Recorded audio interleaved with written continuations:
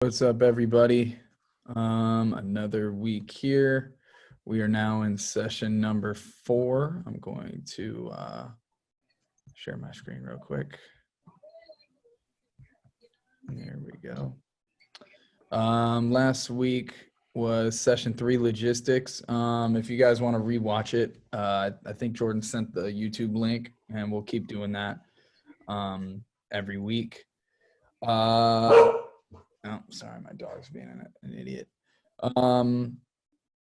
Today, we're going to be covering advancing and settling.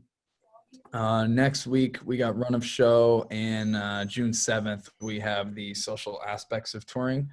And then we might do something cool in there. Maybe we kind of get some stories from everybody, or, some stories from you guys too, and kind of just have a long conversation for that one.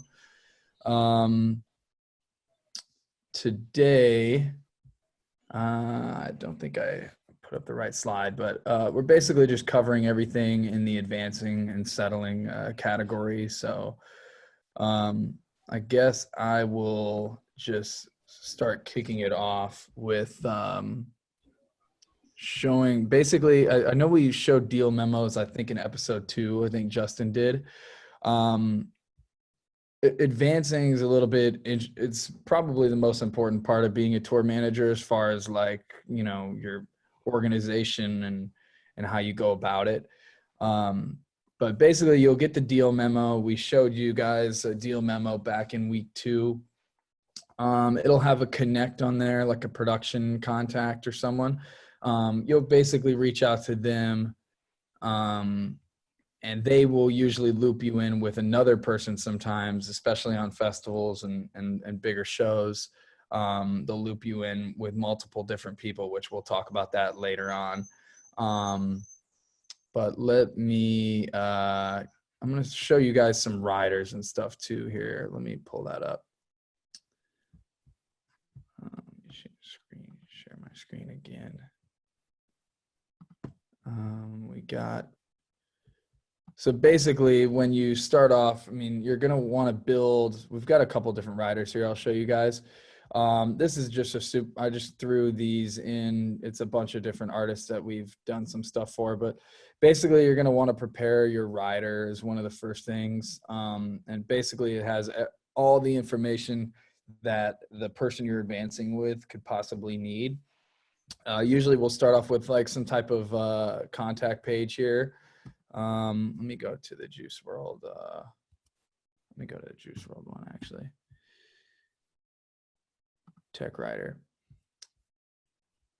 This one Cotton put together. It's got his contact info in here. It'll show some technical. I'm not going to dive too much into this stuff because it's really specific, but basically if the artist is really specific on a certain, the engineers need a certain console, or artists need some certain sound system requirements, you throw all that stuff in here.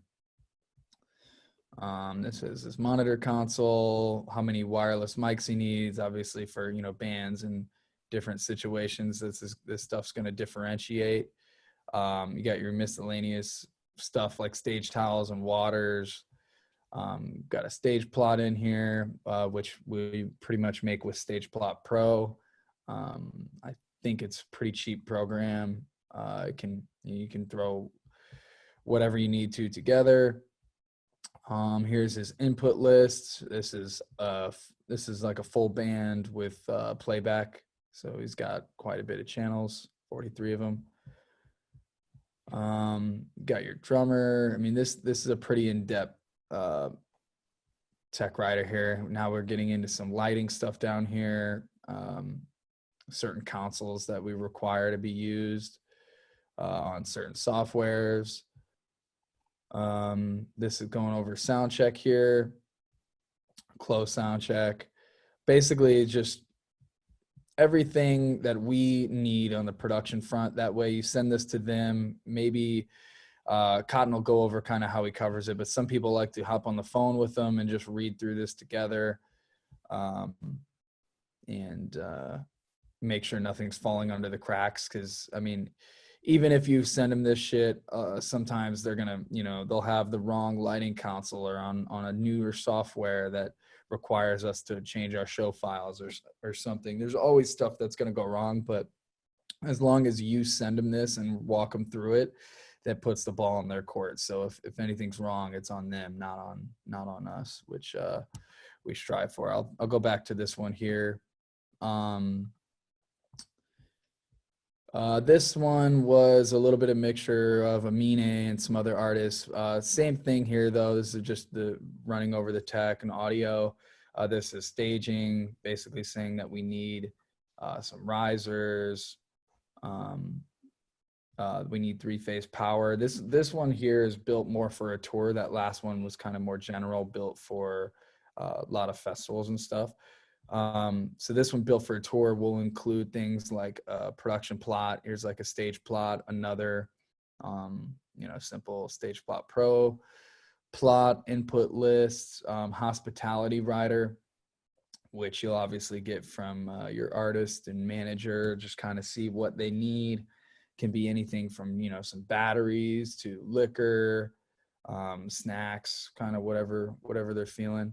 And then we build pass sheets, basically like, hey, here's our all access, here's the front, here's the back, here's our stickies. We'll use these and just cross them off with markers and write the date on there. So it's clean.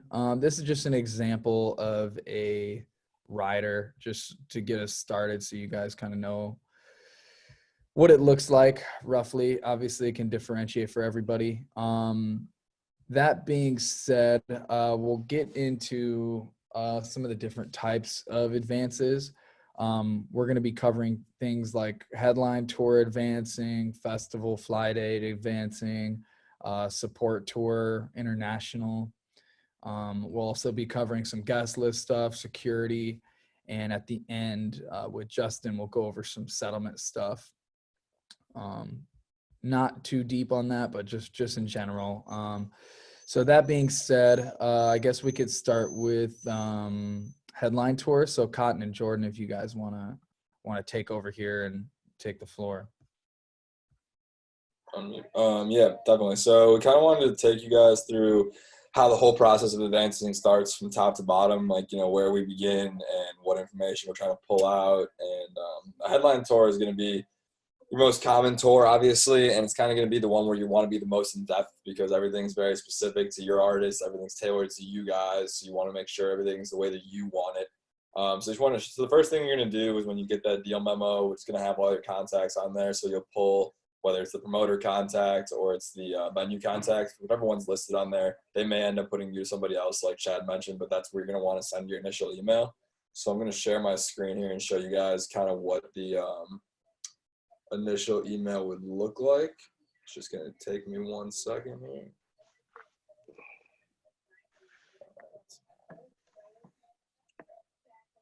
Cool. So can you guys see this? You guys see that? Yeah, great. Yeah, so this is the email that we, like, template that we lay out, that we send to all the promoters when we start off. And this is you're going to have your rider attached to this and everything, but what you want to do here is, you're introducing yourself. You can see at the beginning, I'm tour manager, and you also want to let them know who's on copy. So you want to have your production manager as well as usually your merch guy. Here I have Chad as well, just so he can be in the loop for everything as far as video and lighting went. But typically it'd just be me and Cotton, and then on the tour you'll have your merch guy, let him advance merch and VIP separately, so you don't have to necessarily handle that. And then you want to put on some bullet points on things that are in the rider that you want to make sure that they don't miss. Those are the most important things that you want to make sure that you highlight, so that they can see those right off the bat and address any issues there. Usually they'll come back and redline some things on here and let you know, this is cool, it's cool, it's cool, or it's not. Here's what we need to do to fix it. We detail how many crew we need for this shows. We just needed 4 stagehands. One of them was all day. And then we wanted a runner with the vehicle, and then we needed an assistant for merch, and we wanted them to provide the rates, because usually it's like $75 or something like that for a house seller. It depends what it is, but those are all things that your VIP guy can typically advance. Then you also want to set the bar for what you want as far as the run of show. So we had a situation here based on 7 p.m. doors, and you put 7 p.m. doors just so that they can see kind of what your changeover, what your timings are, and that way they can adjust the schedule based off of what time they need doors to be to accommodate for curfew or for sound curfews or anything of that nature. But the most important thing is knowing what time you want to load in, and your production manager will typically let you know, we need to load in. For example, here it was 9 hours before doors, ideally. And sometimes you won't always be able to do that, and you just want to be able to be on top of that. But that's your ideal situation here. And then we have a link to the advanced form. So this is a form that I think this is what I wanted to go into next here. So the advanced form is I link it to the email really cleanly here, and this is just a simple Google form so that they can promoters can click on this and they can run it through, and you have our whole contact list here, breaking down exactly what I mentioned before: production manager. You get your sound guys on here. Typically, you wouldn't, need to put everybody on copy like this if you have a production manager, but in this sense, we were kind of running a little more everyone on their own, so we want to put everyone on there so they were in the loop. And I just want to run through kind of the information that we look for when we're going into a headline show, things that we want to get for every single date. And typically, you want to get this stuff. I like to get this done for every city, every show, before we even hit the road, so that when you're out there, you're just running smooth. You know what you're getting into each day, and you're not spending your days just advancing future shows. That won't always, work out like that, but that's an ideal situation. And the reason that I like to use this Google form, some people use Excel sheets or whatever, but I like the Google form because it populates everything into an Excel sheet, so I can kind of have everything in one line with all the information about the cities and be able to run through that really cleanly. So start off here, simple: city, date, venue, address, the capacity. A lot of times your artist wants to know the capacity of the show, how many they're playing for tonight, especially if it's sold out. They want to know how many tickets they sold. Is it an all ages show? This is a super important question, because especially when you're dealing with like pop stars, and really anybody, but a lot of times it's pop stars, they have younger fan base, and you want to know what the limitations on the show are, because sometimes an artist will be getting tweets like, hey, why can't I get in the show, this and that, and you want to be able to let them know, hey man, sorry, it's a 18 plus show tonight, or it's a 21 plus show tonight. And sometimes you can work with the promoter and try and work certain things out, but typically they're pretty strict on those ages, and that's just important information to have. Laundry on site is great for when you're touring, because your crew's going to want to do laundry. It'll save them time and money if they don't have to go to a laundromat. Comps, or that's how many guest list spots you get. Typically, obviously more on a headline show than on a support show. Manny's going to dive into support shows, talk a little more about that. This is good, and obviously you can work with them on this number. Typically they'll ask you, a lot of times they'll come back with a solid number, but sometimes they'll ask, how many do you need? And you can play around with that. If you ever need more, you can always go to your agent and try and have them work something out. And then contact info that you want to get. This is super important, because you want to know who your contacts are for each area of the show. So who are you advancing with, and then who's your DOS contacts? Who are you gonna reach out to before you get to the venue that night or that morning? Let them know you're arriving. Who's gonna receive you when you get there? This is probably my most important contact, because a lot of times sometimes people will just copy the advanced promoter and put them there, and you want to make sure that you have that right contact, because otherwise you show up and you're locked outside of the back door of the venue. Production contact, the production manager will handle all that. Good to get that for them. The hospitality contacts, who you're going to advance the dressing rooms with, who's going to make sure all that's good. And that's important to get their cell phone number as well, because day of show, if you need more ice, you need more towels, waters, whatever it is, you want to be able to reach out to them quickly. Number of dressing rooms, super important when you're on a tour with multiple artists, especially when you're headlining it. You want to know how many you can allocate for you and your artists, and how many you can allocate for support. And so we like to have that in there. And then bathroom in the dressing room as well. Showering, that's super important, because if the venue has showers, you typically don't need to get day rooms then if there's enough showers at the venue. So knowing that will save you time and money. And if there are showers, make sure you advance towels and all that kind of stuff. Wi-Fi network, that's going to be the first thing your crew asks you when you show up to any venue. You're going to want to know what the Wi-Fi is so they can get on. I don't know why people don't ever use data, but nobody will ever use data, even the richest artists, for some reason. Wi-Fi immediately. So that's something I would like to get in advance, just so we can have it. And then we're going to go into next week about taking this information from the advance and putting it into Master Tour, and kind of what points you definitely want to put in Master Tour for the whole crew. So we'll get into that. And Wi-Fi is definitely one of those things, and you can have it in there before you even get to the venue. It's great. What time can you get into the dressing room? Sometimes we show up to a venue at 10 in the morning, but the dressing rooms aren't ready for you guys until a little later in the day because they need to be cleaned or they need to be stocked or whatever it is. So you want to know that. You want to know what time. And you can also help them. You can also let them know what I need to have the dressing room stocked by this time so my artists can go in.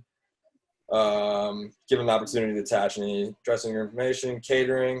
You're kind of responsible for your crew as far as their meals, whether it's paying for them or making sure they eat one way or the other. So you want to see if they're providing any house meals or they're giving you guys a buyout, whatever that situation is. And so bus and truck parking, in the advance email, we specified we're carrying a box truck and we're carrying a bus with a trailer. So we want to have them give us specific instructions of where we're parking these and what hours is it available. Absolutely is most important so that you know how early you can arrive.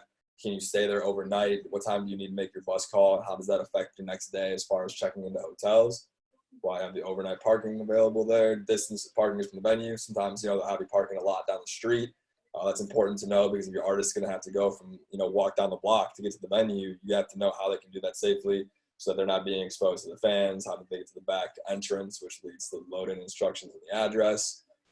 We ask for maps always. That's always something I want to get so I can see the streets. I know exactly it makes sense to me as to how to get to the back door and not just relying on an address that might not be accurate. This is going to be more for the production team, but, we always ask for the stage specs as far as the stage height clearance, size of it. The height is super important because depending on pieces you bring in. On Bozzy, we were bringing in like a 15-foot star. I think it was 15 feet. I don't really know exactly. Chad could attest. But it was huge, and we had to know how we were going to get it into all the spots and make sure it would fit through all the doors and whatnot, and it would also stand up in these venues and not hit the ceiling. More production situation, hands, runners, backstage entrance, barricade, all important stuff. And then what time is the security meeting? So you can run through some of that stuff with the team. And I know Justin's going to touch more on that when we get into it. He'll touch more on passes, the different types of them, pass sheets, all that kind of stuff. I was going to show you guys responses from the promoter, but I'll just touch on it real quick. So stop sharing this here. So typically your promoter is going to give you varied responses. You'll realize some of them are super on point. Some of them don't really, some of them kind of give you the runaround. Some of them are like, oh, we can wait till closer to the show to figure this out. So it's kind of up to you to be diligent and direct the conversation the way you want it to go and be assertive, but not, an asshole. Because at the end of the day, you want these people to be on your side. They're going to help you out day of show, giving you little things, whether it's, a couple extra bucks in the hospitality budget, giving you a couple extra comps, a couple extra all access passes, whatever it is that you need. So you want these people to be your friends, but at the same time, you need to dictate how things are going to go so that you can be in charge when you get to the show that day.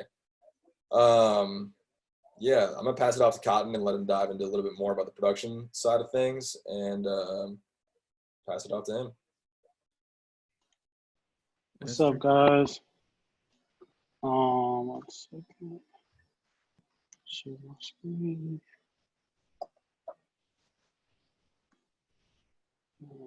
Cool. Nice background. Ooh, look at this. Cotton coming with the heat. Hey, Let's go, Cotton. is that PowerPoint? Yes, sir. All right, so headline tour, bus trailer versus a multi-truck tour. Even though the amount of gear, the amount of crew is different, it's the same agenda, no matter how big the tour. It's the same outline, the same job, the same task. So just some general stuff that I'm going to cover. First is catering. It's my most favorite thing to talk about because I love to eat. But knowing in the events if catering is part of the budget, as far as the type of catering, is it on site, as far as meals, like bigger tours that I've been a part of, you have breakfast, lunch, and dinner.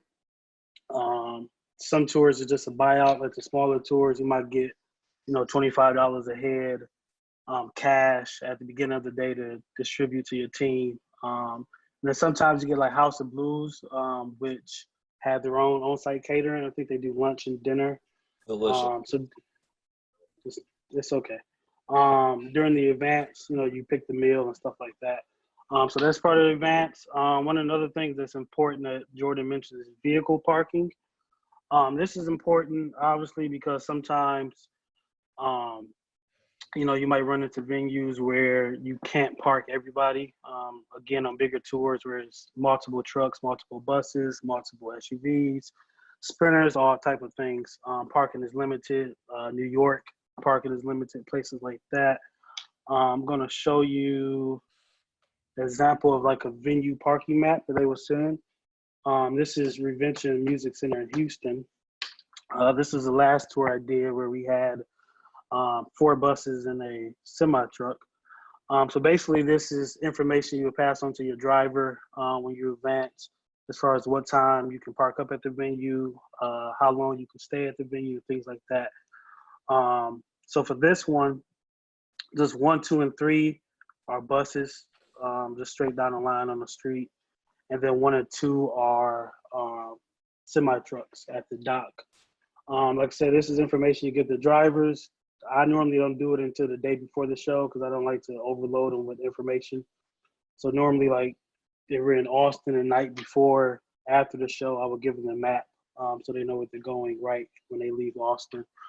And this also includes like permits and things. A lot of times where you get like shows that are like downtown and in inner city, you have to have permits to park because obviously buses are, big vehicles, trucks are big vehicles. So they take up a lot of space. A lot of times they're taking up meter spaces and things like that. So a lot of times you need permits and things so you do not get tickets that obviously you have to pay. Going back to the power. Yeah, Cotton, you want to touch on which bus you're going to park in spot number 1? Yeah, so typically, depending on the artist, but most of the time, spot number 1 is their star coach, which is the artist. I'll touch more about evac and things like that when I talk about security, but obviously your artist bus is the one that's closest to the stage door. So if you look at the map here, artist entrance is right here. Obviously, besides the semi, spot 1 is the closest one to the artist entrance. And then these 2 will either be your opener bus or your crew bus, depending on the type of buses you have. And then like a lot of things like too, like for this one, this was a hip hop act. And this little space, I can't highlight, but this little space right here, I fit a couple SUVs because the artists would typically arrive at the show in an SUV, not in their bus. So just be mindful of things, like that, how your artist travels and, how he's going to roll up to the venue. Hey, Cotton. Go ahead. I think that tour was 4 buses, right? So like in a scenario like this where they send you one that has 3, do you remember what you guys did with the 4th bus? Typically the 4th bus, again, depending on who the buses contains, normally the 4th bus would be like an opener bus. That's when you have to make a decision like, hey, you guys just won't get any bus parking. Again, unless you're on an arena tour or a stadium tour, a lot of venues just don't have ample parking. So a lot of times you run into problems where you can't fit everything. That's including trucks as well. Sometimes, like for this one, we actually had 3 trucks. Obviously, it's only 2 that can fit at the dock, which means 1 truck has to go away and come back. So just be mindful that some days you can't fit. So sometimes you have to talk to the support acts and be like, hey, sorry guys, you won't be easy parking here. And again, like Jordan said, if you advance far enough before the tour starts, you can have a list of every city that will not have bus parking for the support. That way, it's no surprises. They can prepare themselves and things like that. So just be cautious of that when you're obviously planning parking. Now we can talk about creds. I know Chad kind of jumped on it, but this is like a sample cred sheet for ASAP Mob. This one is a little different than one Chad because a lot of times you run into people who like to finesse, and somebody who has VIP in city A might try to finesse and come up to city B with the same laminate. So the thing that's different on this one is that this has 3 different colors that's in a constant rotation. So this one we might use Monday, this one we might use Tuesday, we might use red on Wednesday. That way it prevents people from showing up to the next city. A lot of times, like when you're in Texas or Florida or cities where like it's not far from each other, a lot of times people will try to pop over to the next show and show up and say, hey, I got this pass. And they're like, oh, nope, the color change, then you know they can't come in. So basically, this one is like just all access. Everyone on the tour will have this one. But just because you have all access doesn't mean you have the right to escort. A lot of times, going back to hip hop acts, we try to keep escorting to a very minimum. That way, people aren't just backstage with, you know, underage girls and things like that. So a lot of times, this escort pass will be called a God pass, which like myself, the TM, maybe the head of security management, is the only people that can escort people backstage. So basically, if if one of your guys wants, you know, family to come backstage, it's cool. It just forces them to come to somebody in management so that we can keep backstage to a limit.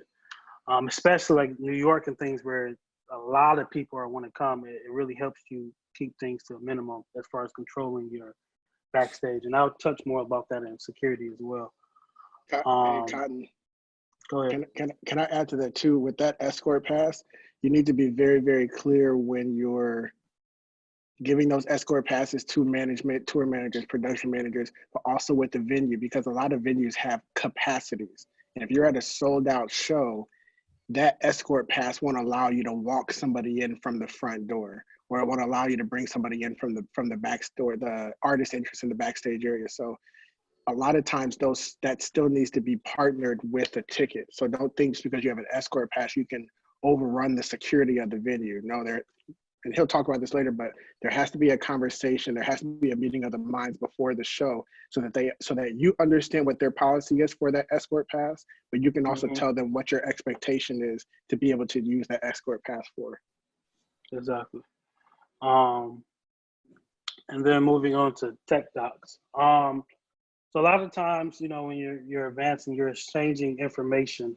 That's the main thing you're doing. So when you advance, I'm sending the venue my documents as far as my stage plot, how many buses I have and things like that. And then the house is sending you back their technical writer as far as what they have in-house, parking max and things like that. So that way, you know, you see what I have, I see what you have, and then we kind of come in the middle and see what do we need to add, what can we use, and things like that. One of the most important things is like rigging. Have a sample of a rigging plot. For this tour, this is our rigging plot that we had. This is what we carried as far as the tour. This is the tour lighting rig and the tour video rig. So for this example, rigging is important because if you don't know what rigging is, it's things being suspended from the air. This example I like is because this goes back to being a PM and being able to think on your feet. I don't remember where we was at, but I remember we was at a city before New Mexico where we couldn't make the drive in time, as far as we couldn't get to the next city in time for load-in. I think we had a standard 9 a.m. load-in and we couldn't get to New Mexico until 1 p.m. So this forces me as a PM to do what we call a pre-rig, which is when you send your rigging map to the venue and then they rig your show before you get there. Rigging is one of the most time-consuming things in bigger shows. So it kind of helps out that way we can stay on schedule for the show. So when that happens, like I said, this is our rigging map.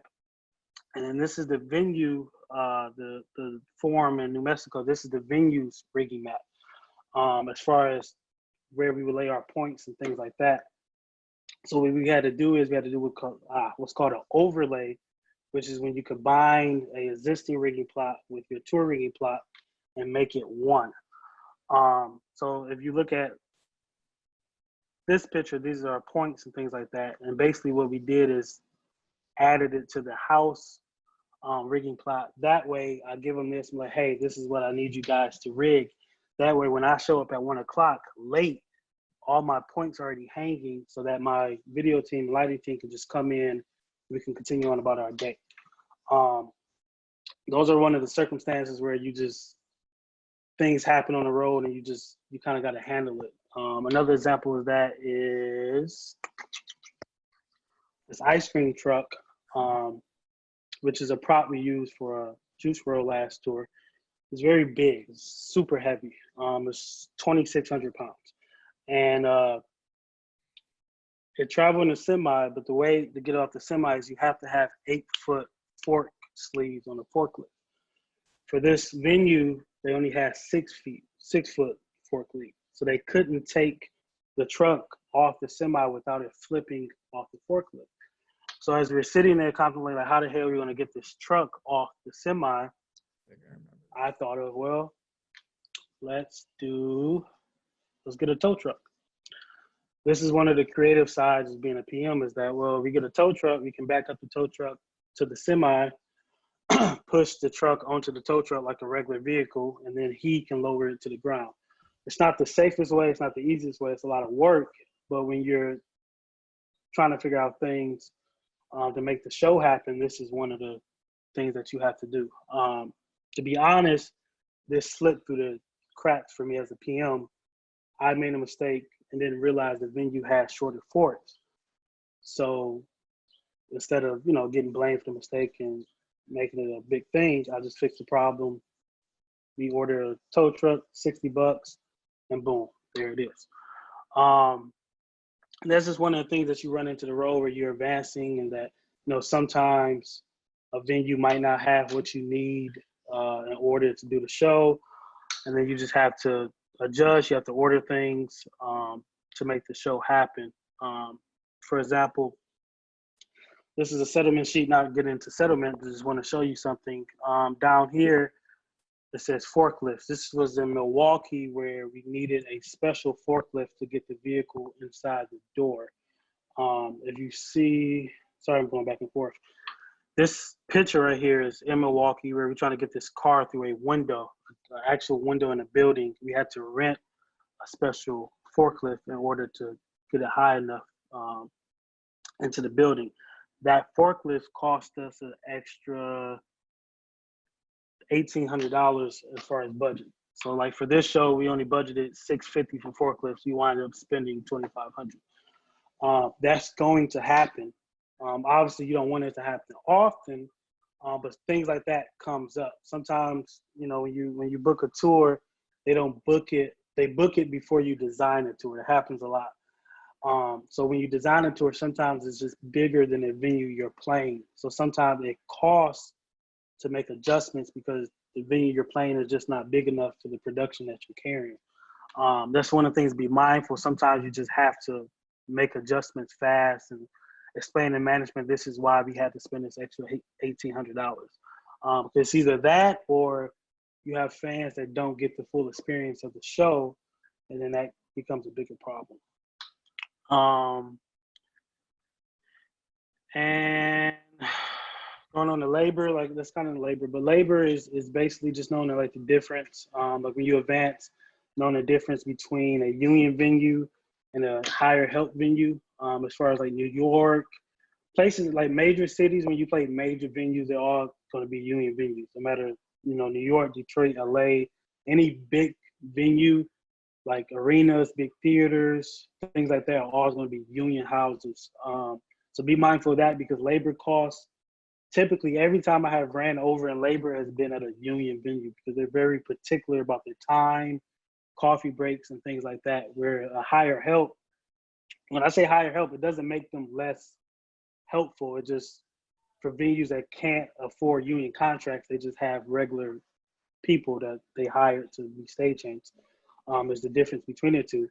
But just knowing like, hey, we're at a union house today, so let's be mindful of how we act because unions they're strict, they're super strict and anal and about things. So just, you learn that in advance. Knowing your noise curfews, as far as some venues are in commercial districts, so you can't make noise until after 4 o'clock. Well, if I can't make noise until after 4 o'clock, maybe I push my load-in time later. That way, my all-day hands are not sitting all day. My crew is not sitting all day. There's no point to have a 9 a.m. load-in if I can't make noise until 4 o'clock. So knowing things like that. Truck options, as far as going back to the tow truck thing, knowing if this venue has a forklift, knowing if this venue has a truck dock, all things like that makes your job easier so you can, relay that information onto your crew. And then drive times, going back to the first rigging plot I showed, knowing how far the next city is, knowing that, hey, we need to get down, like we need to get the show down at 11 o'clock because we have, a 12-hour drive. Or knowing that, so like, hey, letting the venue know, like, hey, we're coming from so-and-so, we're going to be an hour late. Just things like that. So just things to be aware of when you're advancing. And then next is advanced language, which I really pay attention to this because this is knowing the type of venue, the type of person you're working with before you even show up. You can kind of tell the type of PM a person is, the type of attitude they have based off their phone conversations, based off their emails, how helpful they're willing to be. You can tell if, like, is this the type of person that's going to let me go 5 minutes over my curfew, or is this the type of person that's going to shut me down exactly at 11 o'clock? So just being aware of that thing kind of helps you. Like, hey guys, this venue, I've been here before. They're not so good. The PM an asshole. Let's just keep our head down, keep our mouth shut. Let's just get it done and get out. Or, hey guys, I've been here before. This crew is excellent. They're very helpful. We get free donuts, whatever. Let's have a good day. Just knowing the type of venue you're going to, knowing the type of person you're working with kind of makes your job easier so that you know what to do. Because at the end of the day, headline or not, you're coming into someone else's house. So that house PM can either make your day easy, or sometimes they just can make your day a living hell. So just paying attention to that and being mindful is I'm pretty much done anyway. Well, can you touch on? Oh, sorry. Go ahead, Shed. It's also interesting to know that these PMs are all in the same network and they talk a ton. They talk a ton. So if you have a bad day, let's use NBA Youngboy as an example, right, Justin? So we were just Justin was tour managing him, and he had his first show in Houston at the Revention Center that Cotton was showing, and it was a huge disaster. We weren't involved with that particular show, but we were handling his LA show. So the Houston guy and the LA guy talked, and they're like, oh, dude, it was a fucking mess. So the LA guy already had a bad attitude with us coming in that day. I mean, obviously we tried to make it as good as we can, but yeah, just so everyone knows, these guys' network is it's very small. They all talk basically. So especially within like Live Nation venues. Like Live Nation owns a ton of venues, but even more so if you're on a specific Live Nation tour, it's gonna spread like wildfire. Yep. So it's important to try and not have, bad days or give a bad attitude to a certain guy, because then they're going to be like, oh, yeah, well, Juice WRLD's guy was a dickhead. He's coming in, and then you just get off to a rough start. It's hard to recover from a rough start to the day like that sometimes. Yeah, awesome. Jordan, what were you saying? No, I was asking Cotton to touch on dark stages with unions and like how to make sure you know what's going on with that, and then also if you're like gonna have to adjust sound checks or cancel sound checks for support based off of how your day's going. So sometimes another thing with union venues is that they have a thing called dark stage, which is basically no work can be done on stage. Normally it's like 5 to 6, 6 to 7, something like that around door time. And basically, depending on how the rest of your day goes, depends on support. So for example, not much to say. Sometimes, depending on when you're a headliner, your day is longer than normal. Sometimes you have to cut your support acts sound checks. You have to say, hey guys, instead of giving you 45 minutes, all I have is 15 minutes. And just be prepared for that as a headliner, you have that right. Obviously you don't want to be a dick. You want to accommodate everyone, but sometimes depending on your day, you have to adjust things. And the same thing as a headliner, as far as if load-in is late, or something happened where a truck broke down and again you're 2 hours late, adjusting your own schedule, that way you can meet that dark stage, or you can make doors on time. Because no matter what, I try not to never push doors. I try, a lot of times fans been out there since 10 a.m. I try not to push doors. It throws off the rest of the night. So whatever you can do to keep a solid door time, you do. And sometimes that just requires you to cancel sound checks or shorten them from an hour to 30 minutes or something like that. Mm-hmm. Facts. Do you have any more pages on this PowerPoint, Cotton? No, I'm good for the headline. Got it. Awesome. Yeah, I mean, that covered it a great amount. Appreciate you guys. I think I don't know if we touched on the number of stagehands, but obviously that's something that's important to advance. You basically get in touch with, like for a tour like Bozzy or Juice that we all work on, me and Cotton and everyone will be talking with the vendor and basically how long this thing takes to build with how many hands. And that's something that he incorporates in his, in the rider and the advance. Next, we're going to touch on festival or like fly date, anything from a corporate show to a college show to Coachella or just some, other festival. Justin and Cotton will touch on some of this stuff too. So you guys can take it away. You want to start? Oh, never mind. It spotlighted me. Never mind. Yes, it's my turn. Boom. So fly dates, festivals. This is personally, I think this is part of where you earn your stripes. There's so many things that can go good, and there's a ton of things that can go wrong. There's a lot of variables with festivals and fly dates. So you just have to be super prepared. A lot of the stuff that Cotton and Jordan just covered in the headlining tour, a lot of it's going to roll over into the festival fly date. It's just you have to be a little more precise, as opposed to going to sleep the night before, jumping on the bus. When you wake up, you're going to be sitting in the parking lot. You just go in and brush your teeth, shower, whatever you're doing, and then go into work.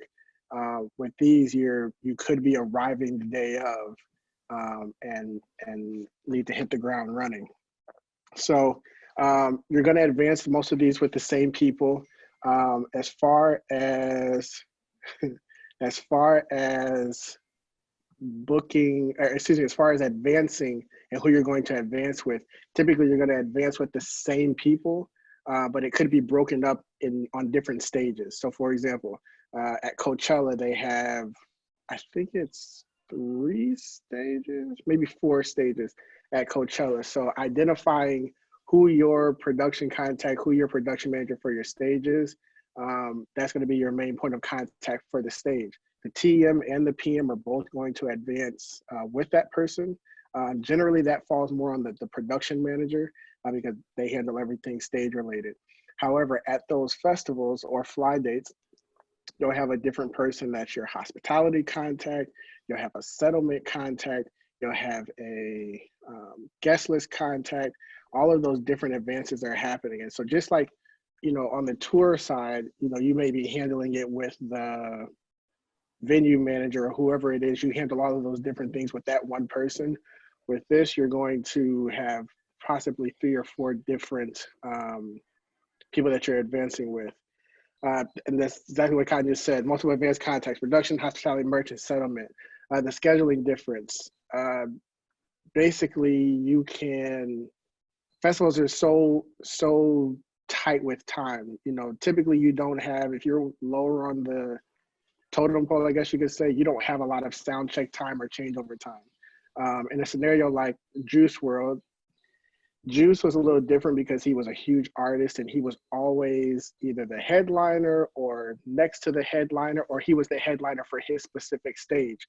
So for situations like that, we always got a sound check in the morning. You can also advance for lighting and video guys to come in overnight and do programming, just to kind of cut down on the time that you need on the actual show day. But as you know, these festivals, they start at about noon. As far as what time the actual festival starts. Transportation is huge because festival transportation sucks. There's just no way around it. There's no great way to explain it. Typically, all of the festivals now are pretty much doing these sprinter vans, shuttle vans, some kind of transportation that your artist is not going to like. So during your advance process, the best thing to do is to push, depending on where your artist falls, of course, on this on the festival bill, but you want to push them to not have to ride in that typical festival transportation. If you can make other arrangements for your artists and not have to get into a 15-passenger van that's from the 80s, it would be great. It's not going to work in every scenario. For something like Coachella, there's just, unless you're Beyonce, there's nothing that you can do. Your artist is going to have to get on a golf cart. Your artist is going to have to get on a Sprinter van. What you can do is try to make sure it's the absolute best Sprinter van that they have there. But also in a lot of cases, I mentioned Beyonce, like for the year that Beyonce did Coachella, they were able to advance and basically shut down all of the transportation when she got there. And they did use their own transportation. We're talking about Beyonce. So it's a little different. Managing expectations for artists and crew. This is the biggest thing. And I always say that this is what gets your stripes, and this is the biggest part of being a tour manager or production manager. There's a lot of parts to that, but managing expectations for artists and crew, you don't want anybody to be surprised. And if there is a surprise, you have to know how to have that conversation so that it's not you feel like the person's caught off guard. If you know that they have crappy vehicles and there's nothing that can be done about it, know how to have that conversation with your artist so that they're not surprised when they get there. As far as managing expectations with your crew, your crew should be your friends. When you get on the road, you should be friends with the people. These guys that I'm doing this with, they're my family. So you should be like family with them, and you wouldn't want your family to walk into a bad situation or walk into a situation where they don't know what's going on. So just manage the expectations of your crew so that everybody's happy is huge. You don't want to go through a rough day with your crew, get on the bus at the end of the night, and everybody hates you as the tour manager because there was something that you didn't tell them. You didn't tell them that there wasn't catering today, or you didn't tell them that I mentioned before the DB limits with the front of house guys. If your front of house person shows up and there's a crazy DB limit, they're going to be upset with you. That's something that they could have prepared for, that you could have told them. The question was asked, what's the DB limit? I just brought that up so I can explain it really quick. Basically, it's decibel limits. That's how they measure the sound that's being amplified to the crowd. And if you're playing in a festival situation, or it's not a festival situation, but an outdoor situation, whether it be a festival, amphitheater, anything like that, typically there's a dB limit because there's a neighborhood nearby. And that dB limit could be all day, it could be towards a certain time, but typically on the rougher venues, they even have the police or somebody come out and they stand at the front of house mix position, and they're standing over you with I don't even know what it's called to measure dB, like the meter. Decibels. Yeah, meter. And so you don't want your front of house guy to not know that. That's part of managing the expectations, letting your front of house person know before he gets there that there's probably going to be somebody there that's monitoring his levels for the whole show. SPL meter. Thank you, Malachi. What else, Cotton? Dressing rooms, I think you should touch on as well at festivals. I think it's important to touch on it because it's like you don't know if you're going to get one, and then you don't know how long you can spend in it, like whether or not you need to leave right after your set. Like that's all important to communicate. So even on top of hospitality and dressing rooms, so the thing to remember with festivals is, and I keep saying festivals because that's going to be your biggest fly day. You're going to do corporate events, and they may differ a little bit, but for the most part, festivals are going to be, I would say, the toughest fly date that you're going to have, or non-tour date that you're going to have. Typically with these festivals, they don't have the space for 15 to 20 artists to have an all-day dressing room. So like for Camp Flog Gnaw is a good one that Tyler, the Creator, does in LA. They have a compound for like the top 3 artists on the bill, and they have access to that all day. But if you're anywhere below that top 3, I think it's the top 3 people on the bill, you basically get your dressing room for a certain amount of time. So if your set time is at 1 o'clock, you may get access at 9 o'clock to that dressing room. Once your set ends at 1:30, you'll probably have 30 minutes to vacate the dressing room, and they're going to come in and they're going to start flipping that dressing room for somebody whose set time is at 4 o'clock. So again, jumping back to managing expectations, if you know that you're not going to have that dressing room all day, and you know that your artist likes to party after their set, or they like to hang out at the festival, just tell him or her. Just let them know. They don't want to be surprised by somebody from festival security coming in and say, hey guys, you got to clear out. Time to get out of here, blah, blah, blah. Nobody wants that to happen. So if you tell them ahead of time, it'll prevent you from having a headache later on. Also, in regards to hospitality for festivals, you're probably not going to get everything you want. I have a tour manager rider that has Pepsi, water, cookies, chips, all this kind of stuff on it that I want to have in my office when I'm doing a show. Festivals aren't like that. You know, a lot of them will give you some of what you want, but a lot of them are just going to give you a couple bags of chips and a shared production office where you're sharing a production office with the other tour managers and maybe some of the production staff from the show. I typically try to push, again, I work with a lot of rappers. Rappers like to drink liquor. And so I try to push, you know, if they have that you get one liquor and a bunch of water and chips, I try to push like and just say, hey, my artist doesn't even drink water, so just give me 2 bottles of liquor and we'll call it a day. You know, just it's understanding what your artist wants. I know one person in particular, he just really doesn't drink water. He loves to drink Don Julio. So I asked for 2 bottles of Don Julio because I know that that's going to make him happy. If for some reason they're just like, you know what, we're not going to provide it, you can't do anything. But at least you can go and tell your artist like, hey, they won't allow it. Something else that I try to do, and again, you need to find out from the festival if this is okay. But if the festival is not providing liquor, I try to ask if I can bring it myself. Again, that's me managing my artist's expectations. Again, he likes to drink. That's what he wants. He wants to drink while he's on stage. So I'm just going to say, hey, well, can I just buy the liquor and bring it in with us? If they say yes, cool. If they say no, tell the artist. They just won't allow it. I am by no means recommending this to anybody because this is just what I do. Sometimes you got to sneak liquor in. You know what I'm saying? Like my job is to make sure that the show goes good, but also to make sure that my artist is happy. And if I got to take a water bottle and pour some tequila in it, you know what I'm saying? Twist it up and put it back in my backpack and bring it in with me. And that's what's going to make my artist happy.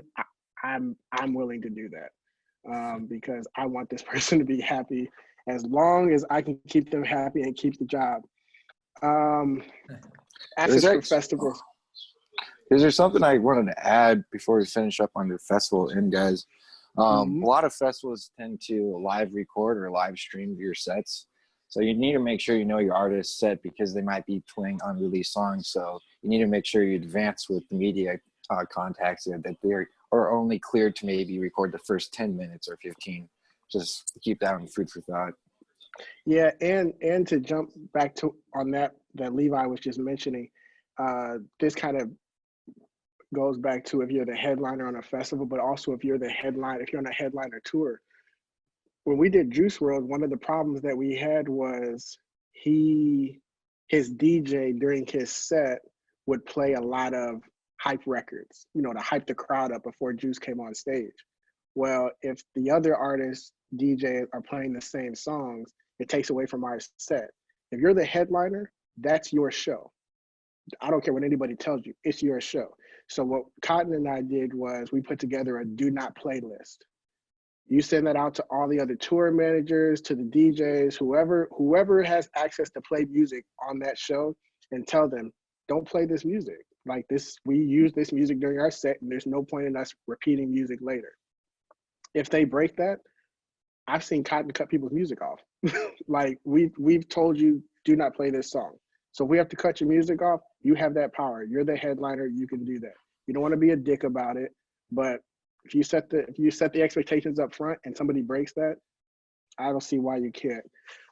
This last thing on different types of access for festivals. So I'm trying to think of the best way to explain this. I'm going to use Juice as an example again. What we did for Juice was we printed these Juice World wristbands that basically were specific to our group.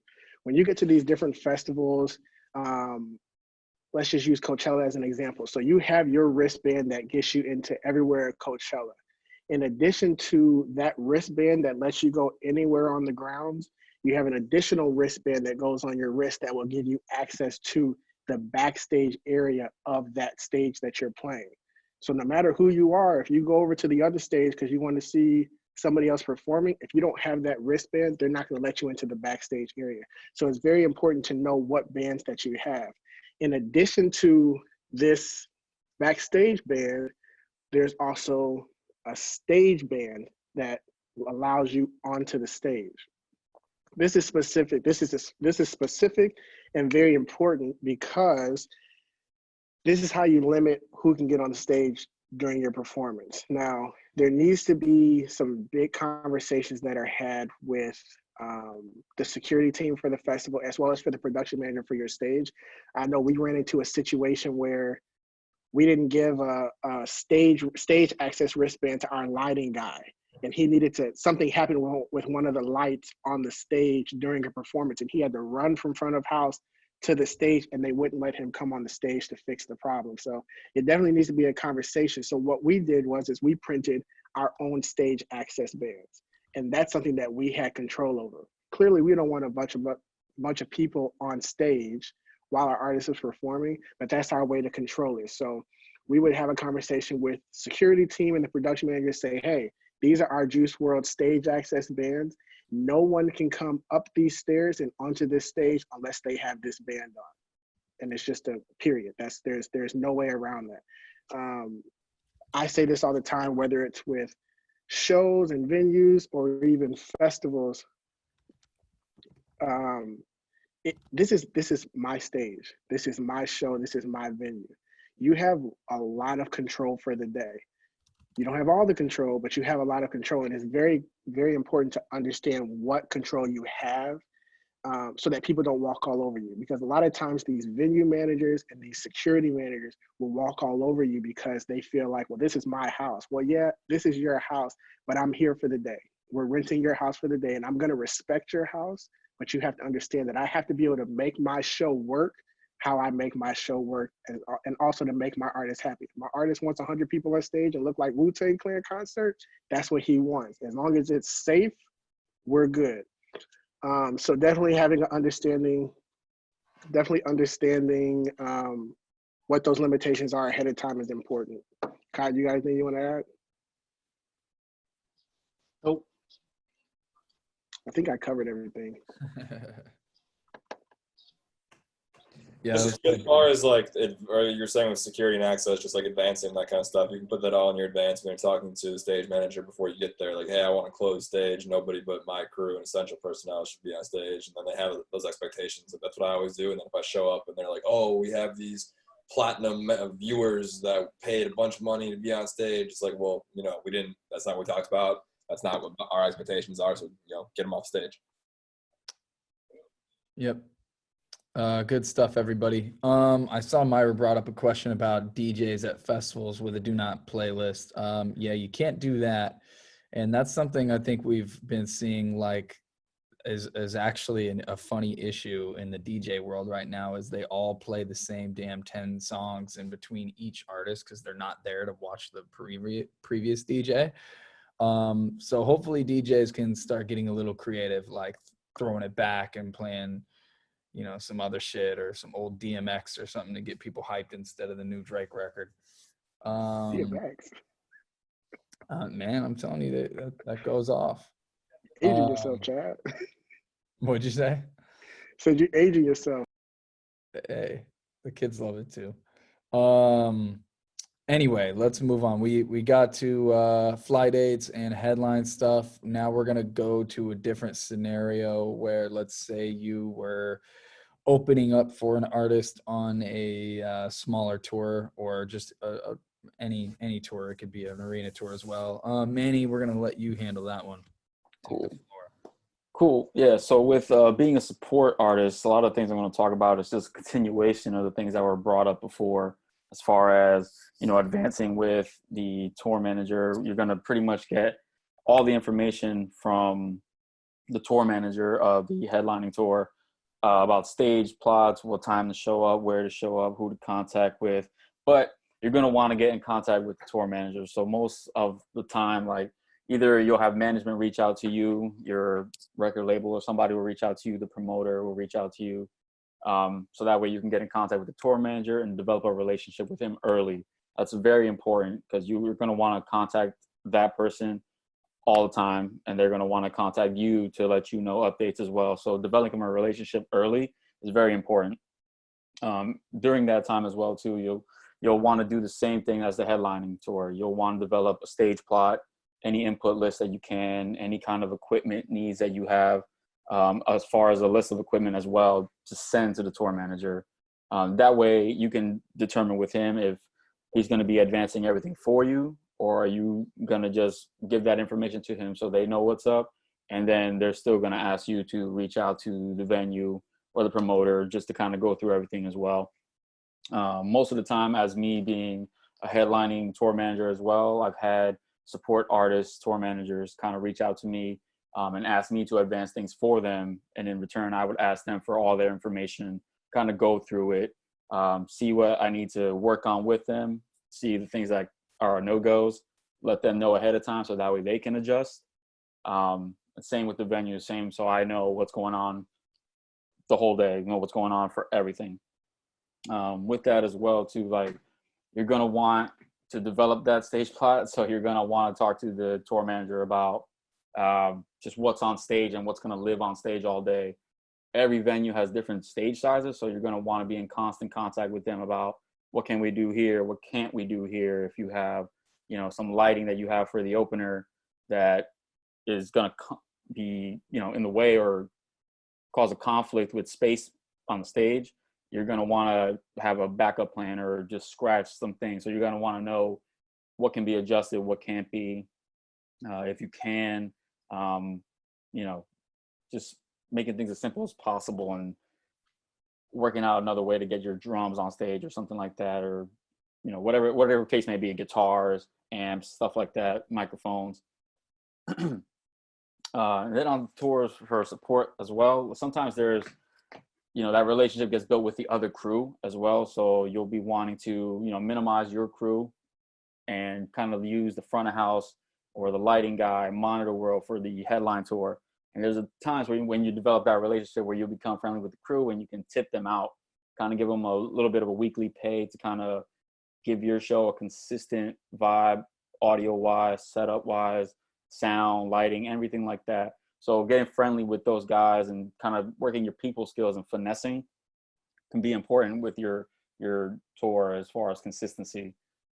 And that's something you'll want to work out with the tour manager as far as pricing. How is it going to be paid?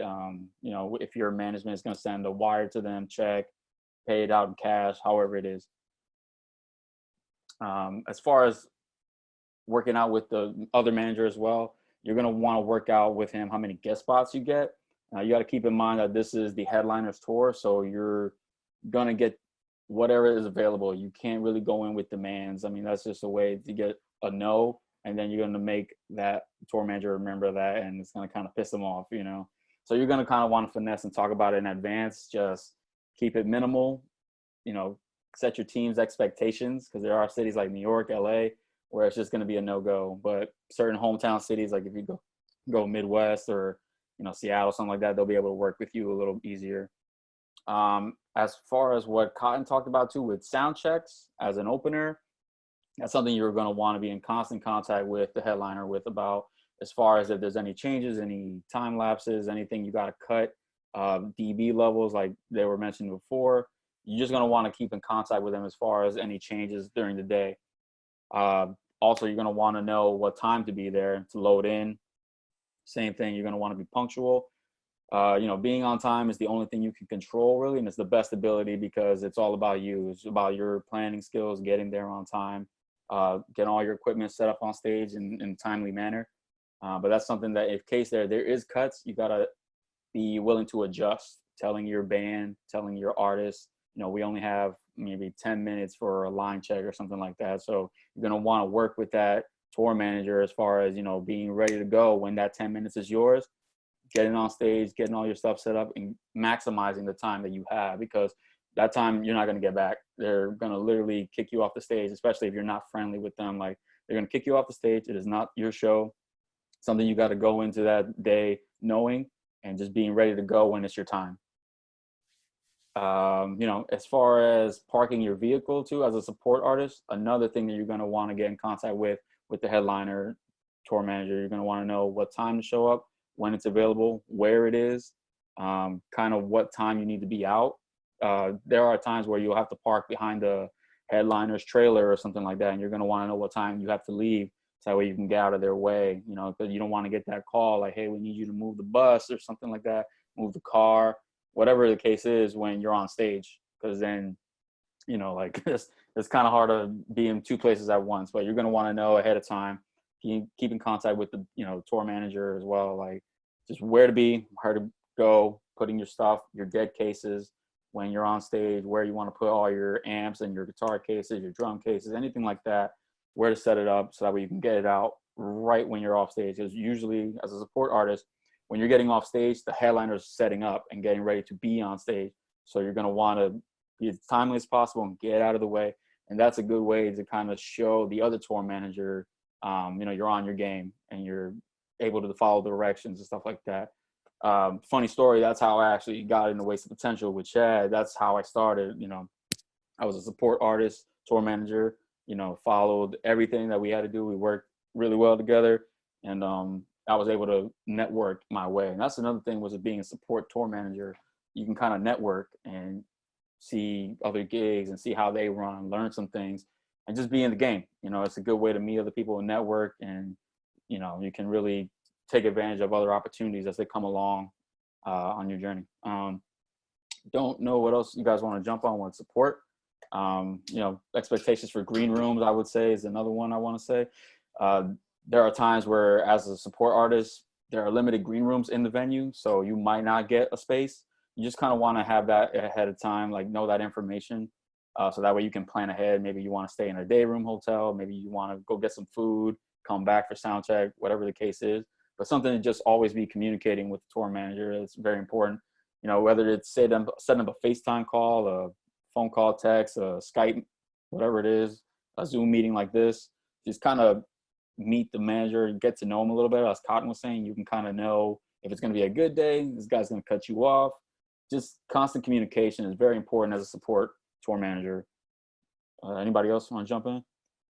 Yeah, I feel like long story short, with being a support artist, it's staying out of the way, being punctual, and putting on a good show, right? It's like you want to be short, sweet with them. Like, I remember some of the best times. I remember BJ, who's in here with Kid Quill, like when I was tour managing for Samo and he was out with Kid Quill, like they were always so great because they would show up on time. They wouldn't be bothering us, because as a headline tour manager, you have enough on your plate. You're dealing with all types of shit. So sometimes if you're too persistent on communication with a headline TM, you might annoy them a little bit. So you just want to be like, hey, what time do we need to be there? Do you need anything? Like, do you need a coffee? Even just little shit like that can go a long way with the headline tour manager versus support. So yeah, it's an interesting scenario. Anyone else have anything on that? I want to keep things rolling. Yeah, I just think it varies a lot from artist to artist and like the level of tour. Like, I think like when we toured with Bozzy and Camila Cabello, we were like a little more in sync with Camila's like actual team, and like we were kind of working together a little bit. But then we were on tour with Timberlake. It was kind of like, all right, be here, get the fuck out, and then we'll see you tomorrow. And it was yeah, like, exactly. all Yeah, right, it's gonna differentiate the smaller runs. The House of Blueses and roughly that size, I feel like, are a lot more intimate for everyone. Kind of knows. Timberlake, there's 100 people on the road, so you don't even know who the hell these people are. You've been exactly, and they didn't even, and you didn't even touch your gear though. They were kind of the ones that were setting, like bringing in your gear, like getting your gear off, because they didn't want you like messing up what their situation was. Yeah, in the end of the day, at the arena level or bigger, the support act is a nuisance, no matter how much you don't think you are. You're a nuisance, and their job is just to get you the hell out of there, like as soon as they can. And it's nothing personal. It's just business to them most of the time. Yeah, they got a huge show to put on. So. Yep.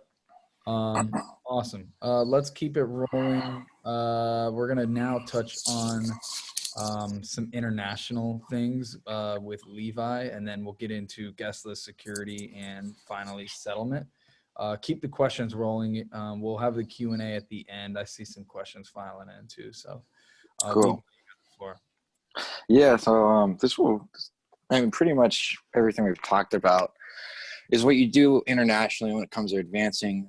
Some of the things that are pretty important, however, though, when it comes to international, is making sure when you advance, some main points is going to be power. For a lot of your artists that are going to be bringing over United States gear, United States power, which is 110 volt.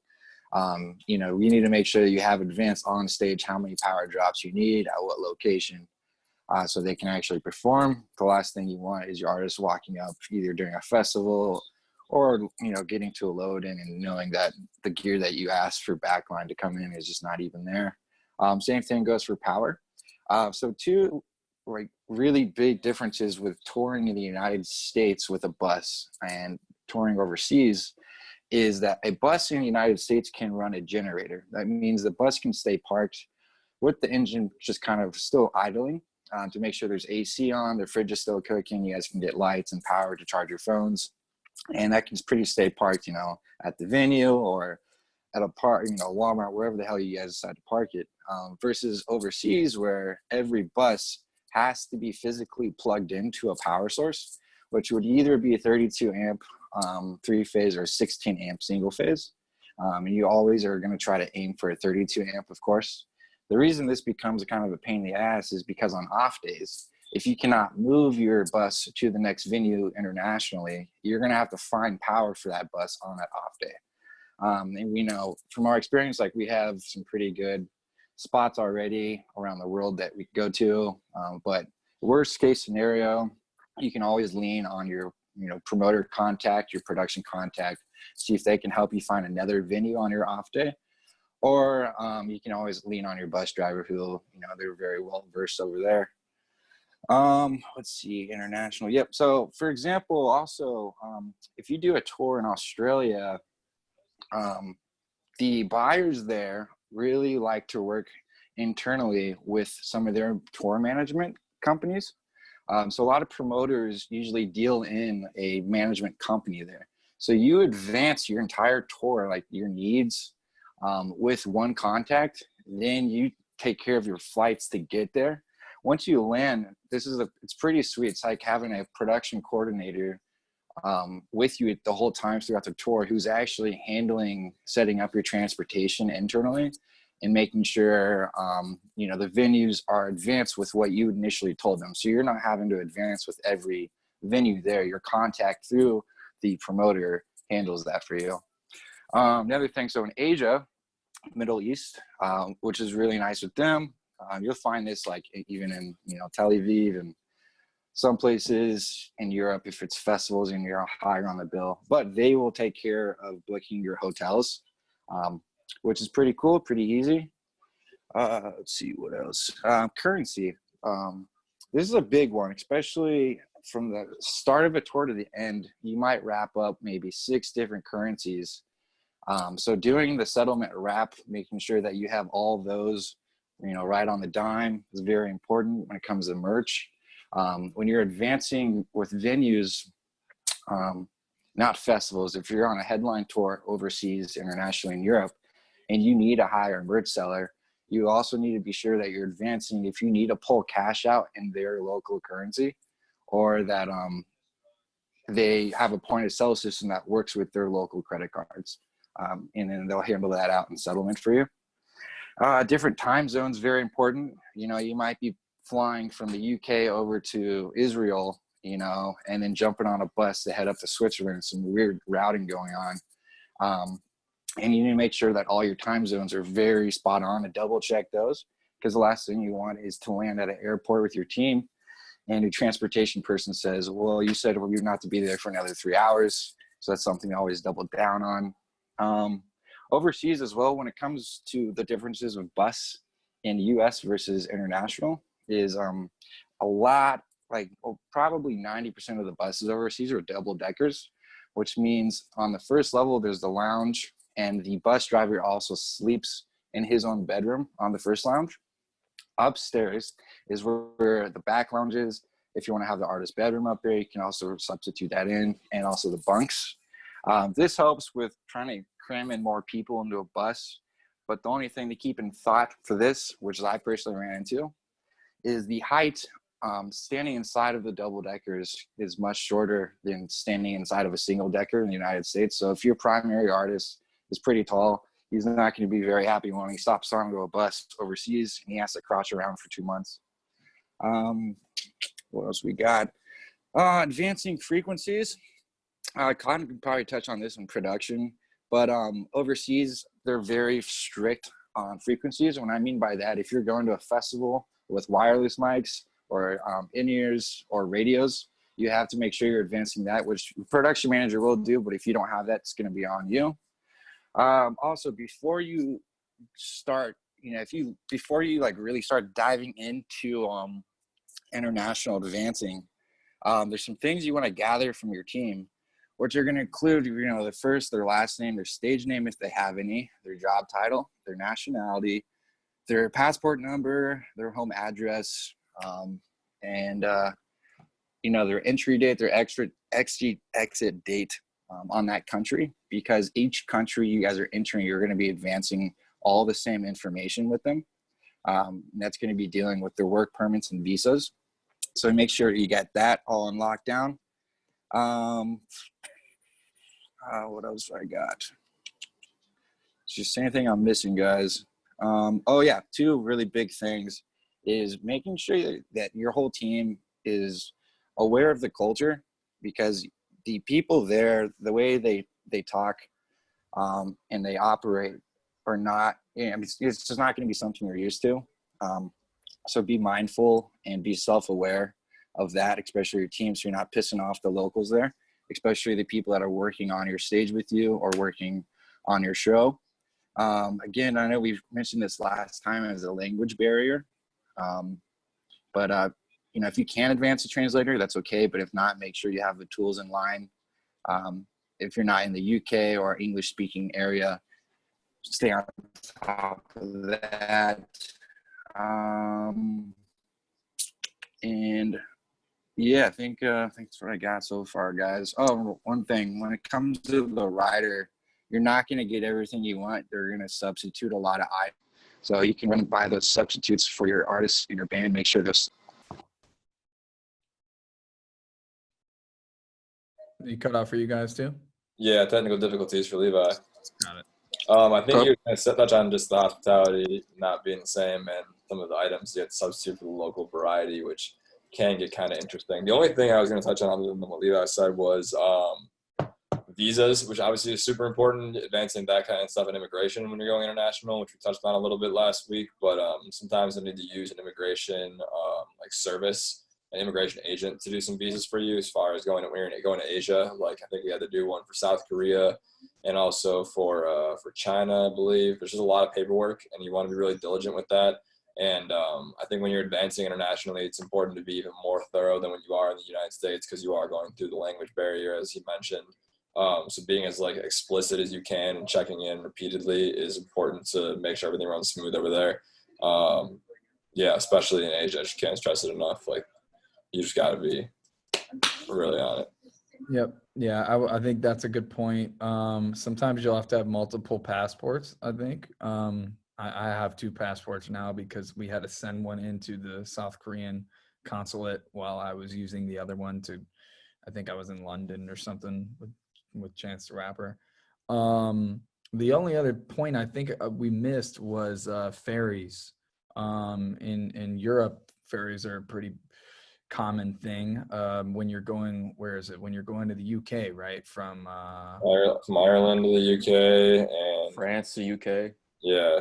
Leaving the UK, getting to the UK. Yeah, getting to UK. Yeah. Yeah, pretty much. So you'll have to they only have ferries at certain times. I know a lot of times you're like racing to get to the ferry, otherwise you have to wait and then jump on the next one, which might, if it's a headline or something, you might mess up your load-in time. So ferries are definitely an important thing to keep your eye on.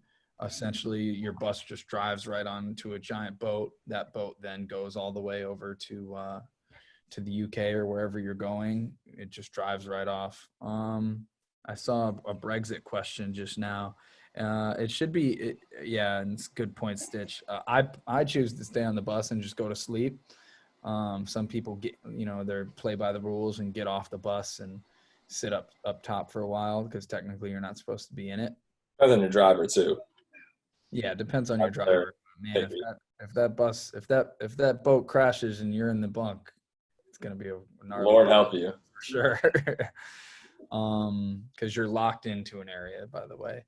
Brexit, I guess we don't really know what the future of Europe is. A lot of people think European borders are going to collapse. So I know they want to try and make it so you have to check in. Essentially, it would be like going to a different country every time. So there's borders at every country, which would be a major not halt, but it'd be a major thing for touring internationally, especially in a bus.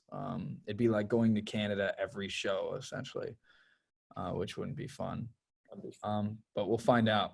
Anything else on international? I want to keep it rolling unless there's something important. Anyone got anything? Ask questions if you need to. Yeah, ask questions. Internationally, it's better to just, even if it's a thought on your mind, you think it's a dumb question, just ask it to the promoter or to it's nice that we have a big team of people. So, anyone can ask a home. Oh, he's like, oh, I saw you were in Asia 2 months ago. How did this work? Or do I need to do this? Anything I need to think of? Because internationally, if you could run into some big problems that could potentially stop your show, visas or anything really. Chewing gum in Singapore is illegal. I was just going to mention that. Yeah. Fine for things that you don't even think. Yeah. Oh, that's the culture thing. It's like in Dubai, if you put up, I think it's like your pinky or something on your left hand, it's a huge insult. Also letters on your shirt. But I forgot to mention another thing, prepping your assets before you start advancing. That getting that Excel sheet of everyone's information, just making sure you get everyone's passport scans, nice, clear, concise. You don't want to keep going back and forth with the promoter saying, hey, the embassy doesn't accept this scan. It's just kind of a pain in the ass. So just make sure you get those locked in. Yep. Yeah, good point. All right. I see a bunch of questions coming in. We'll cover those right afterwards. Good questions though. Keep them rolling. Let's touch on guest list, Jordan. Just make it a little short and sweet because I know I want to try and get this thing wrapped in 30 minutes. Okay. All right. So guest list is going to vary. Obviously, a lot of talked about this. It varies between a headline and a festival and a support show. I'll just touch on the quick ones first. So support, you're pretty much you're at the mercy of whatever the headliner is going to give you. Typically, you'd be lucky if you get like 10 comps per city usually. Unless it's that's on like if they're being nice. New York, LA, you're going to have to work closely with the tour manager, try to work with them, before that show and be like, hey, I know we're coming to LA. It's looking like our guest is going to be about this. How many do you think we can accommodate? When you're support, you want to make sure you keep that to the as essential as possible. Family, a few like close friends, management, the agent, they're all going to want to come obviously to those shows and that's all going to be fine most of the time. But they're not going to be able to have a bunch of friends and that's just something they got to understand. Festivals, Justin touched on it a lot as far as knowing the access that you're getting everybody. So every festival has a different set of credentials. So knowing the access you're giving everybody and knowing how many of each of those you have is important. Sometimes you'll have access to just the backstage compound. Sometimes you'll have access to the dressing room as well. Sometimes those are separate things. So like at Coachella, like Justin mentioned, there's a backstage artist compound and then there's a dressing room compound within that. So and there are two different passes. So when we first showed up there, we had thought we had X amount of passes for, the whole backstage area, but it was actually just the backstage area, not the dressing room. So we couldn't get one of the artists' fathers back there. It was a whole situation. So knowing all that stuff in advance is crucial. They will usually advance those numbers with you and tell you how many of each you have. You'll submit it in advance. That's a conversation you want to have with management, because it's really like, hey, how many do you need for this and that and whatever. They'll typically give those out to like their close contacts and clients and whatnot. Sometimes for festivals. So headline shows, Justin and Cotton are going to touch on this more in security as far as the different types of passes. There's a lot of different ways that tours will go about it. I remember on like the G-Eazy tour, they had like different shapes, colors, and the code that they put on the passes to differentiate between the days so that people couldn't copy them. So here, I'm just going to show you guys a template that I use for guest lists to make it really simple and know what's going on here. It breaks everything down by the types of passes. So you can see here, you get the name and the number of tickets, and then you have it broken down by the types of passes. And it's also important to have like who the contact is, who put this person on the guest list, because management's gonna sometimes like so this is LA, for example, with G-Eazy, there's 235 tickets. So management says, hey, how many people on the guest list? You tell them, 235. What? Let me see that list. And then they go through and look at it, and then they see a bunch of names from the crew.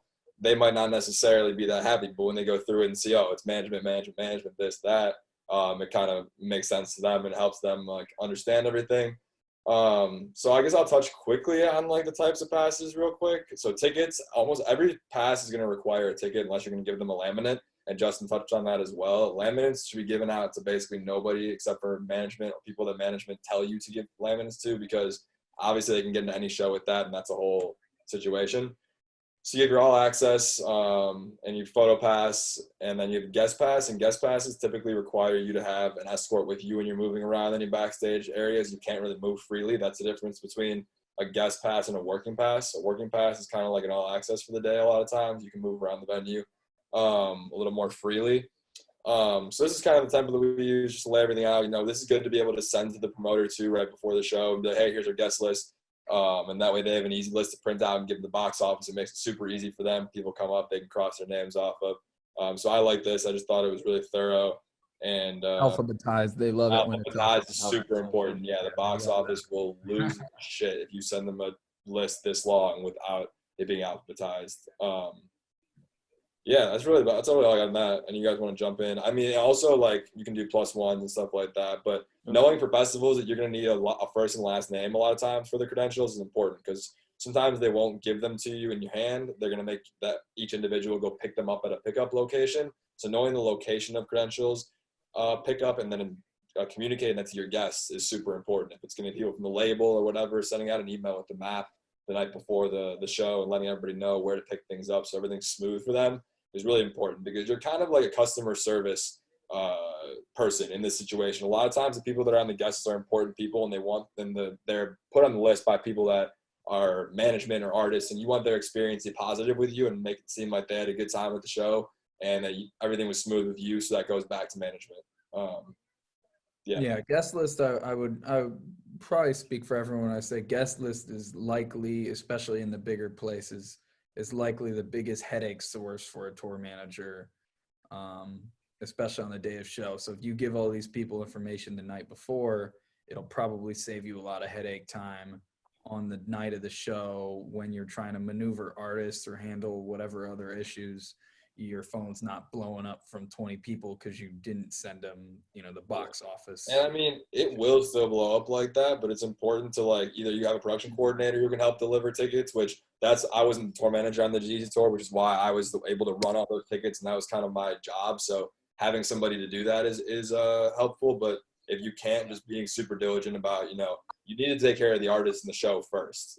Somebody not getting into the show should never compromise anything with the artist. The artist should never know of any guest list issues, anything like that. That should all be kept, to yourself and sorted out as soon as you have time. But make sure that the show runs smooth and they get on stage when they need to. I mean, there's been plenty of times we had to like get the artist on stage while somebody's mother's waiting outside and get them on, and then go get the mother. But the show must go on. Yep. Want to mention too, like having ample notice from your band and crew, like who needs to be on the guest list.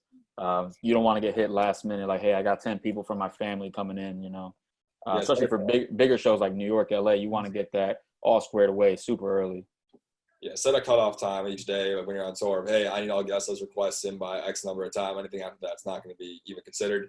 And I mean, sometimes you need to set limits as far as the as guest list goes. Like, hey, crew gets no more than 2 guest lists a night unless it's like a hometown. They get 4, whatever it is, to keep everything minimum. And I mean, you'll be on tours that are no comp tours. When we were on tour with Justin Timberlake, that tour was no comp tour, so nobody was getting comps. Everything that anybody who was getting in had to be explicitly advanced with the head of security, and it was a whole situation. Because when you think about it, you know, there's 100 people in a crew. You put each person gets 2 guest lists a night. You know, that's 200 tickets a night on a 30-city tour. You know, that's a lot of that's a lot of tickets and a lot of money out of the artist's pocket at the end of the day. So that's how that all can add up. Yep. The only thing that I would add to is just make sure, again, I work with artists. So if they're giving you artist names, best friend's name that they grew up with, I don't know who Pookie is. The box office isn't going to know who Pookie is. So I need government names. And they hate me for that, but it keeps us from having a problem. You're walking the stage, Pookie's texting your phone like, yo, I can't get in, they don't have my name. But you probably should have just gave me his government name. So just set that expectation with your artist. Like, I don't know Pookie. His name is Princeton Wills. Cool. Princeton Wills is on the list. He's at the box office. Bet. He'll be good. Trust me. To stress that more, like if you're the artist manager who's going out to go find them, I don't know what they look like. So it's very important to get the government names. Yeah. Ooh, Pookie. Where's Pookie at? Like, he look dumb. Yeah, that's definitely happened before. Awesome. Yeah, that's all great. Let's keep it rolling. We just have security and settlement. Cotton's gonna handle security. If you want to take over, oh, this should be good. He's in. Let's all make it. Locked in. Let's all make it to the next show. Hold on one second.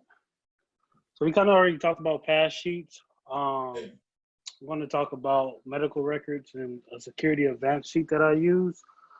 So like again, this is a different pass sheet, kind of same thing, different colors, different shapes. This is our all access one, our VIP one, our photo one. Same thing. I already kind of talked about that. One of the things I do too is an emergency contact for anybody in the crew, for everybody in the crew to fill out. Basically just says who your emergency contact is, your information, and then any medical conditions that you have that we need to be aware of in case something happens. You know, if you're allergic to peanuts and you don't tell anybody and we go to Texas Roadhouse and an hour later you're suffocating in your room, it's just great to know that type of information. Sometimes you don't use it. Like I've never used it, to be honest, but it just helps for you have any information that can help possibly, you know, save somebody's life. This is an advanced sheet I use that I use with my advance. So basically this is all the information I need in order to handle my security part of the event. So basically just asking like where your artist entry at, VIP entry, you know, Yeah, sometimes like. We can't see it. You can't see this? No, it just shows the. One second. My bad. Hold on. We're looking at a picture of you. You You look see it good, now? though. My bad. Looks slim. Why is it being? You keep saying pause. I don't know why. My bad, y'all. Good. You should. There you go. Okay, I got it. All right. There you go. So this was the medical record sheet. I don't know if you saw this, but this is emergency contact, medical conditions, things like that. And then this is the security advance sheet that I use. That when I send out, I'll get the information back and send it back to whoever tour security is, or just myself if we don't have any security. But just door time, curfew time, things that we all need to be aware of. Ticket sale capacity. For hip hop shows, this is kind of important. The previous and after show, if it's any artists that you have beef with that might be coming in the day after, the day before, things like that. Director of security. Some people laugh at this, but the nearest level 1 trauma center.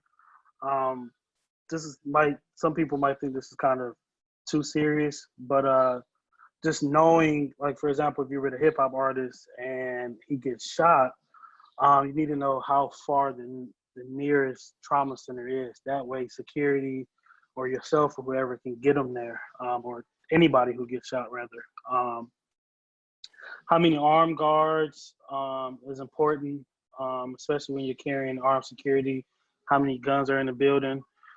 And then cups or bottles, like I said, like a lot of times when you're with like hip hop artists and stuff that do mosh pits and throw stuff on stage, knowing what can they throw on stage. Like personally, I prefer cups, no caps. That way it prevents, obviously when you have a bottle and it's capped, it becomes like a hard object, like a full bottle of water. So caps off allows it when you throw it, most of the water leaves the bottle before it hits the stage. Smoking policy is important. A lot of times dealing with hip hop artists, they smoke a lot. So being able to know if you can smoke in the venue, obviously some venues you can, some you can't. Like a lot of Live Nation venues, they won't allow it at all. Casinos, you typically can't do it. Things like that, just a way of managing your expectations, letting you know, hey guys, you can't smoke on stage, or you can't smoke on stage, but you can smoke in the green room, stuff like that. And then barricade hydration, just making sure there's water in the pit to pass out to fans that might, be dehydrated from moshing and things like that. But basically, this is all the information I need in order to basically make sure I'm on the same page. And then, like, you take all this information and you have your security meeting, 30 minutes, an hour before doors. You go over all this information. You meet the faces as far as director of security. Make sure he knows you. A lot of times, like Jordan, like when you're dealing with guest lists and stuff, when you know security, you know their faces, they kind of prevents you. It kind of helps you out as far as like, hey, I'm Cotton. If you need me, here's a radio. That way, you guys can be on the same page. They know your face. It just makes it easier to do things. And that's basically it for security, just to make it fast. Cool. Any other points from anybody on the security front? I would just say this. I mean, a lot of this stuff sounds crazy, but it's so crucial because we're living in a time right now where this stuff actually happens. Something I'll add on to what Cotton was saying, I typically designate an off-site meetup point, depending on the city, depending on the artist, that's nearby, that all of my crew knows, all of the production, all of the venue staff knows that if there's an active shooter or something goes wrong, that's our meeting place, and that's where I'm expecting everyone to meet. The other thing too, if you travel overseas and you have situations, I always do. It's the what's it called? Not the postal code, but it's basically a code, especially in London. I designate what that code is so that people know where to go. My cars know to go there. Everybody knows that's the spot, just in case we have to get out quick. That's the spot to meet at, so that the cars are there. You hit the cars, you get on the radio, whatever you have to do. They know to go around there, so that we'll be right there as soon as we can get out of the building. Good point. Did you guys touch on the show stop? Oh, actually, no, I didn't. I forgot. So basically, a show stoppage is obviously when the show stops. Normally, typically, there's only 2 people, maybe 3 that can stop the show.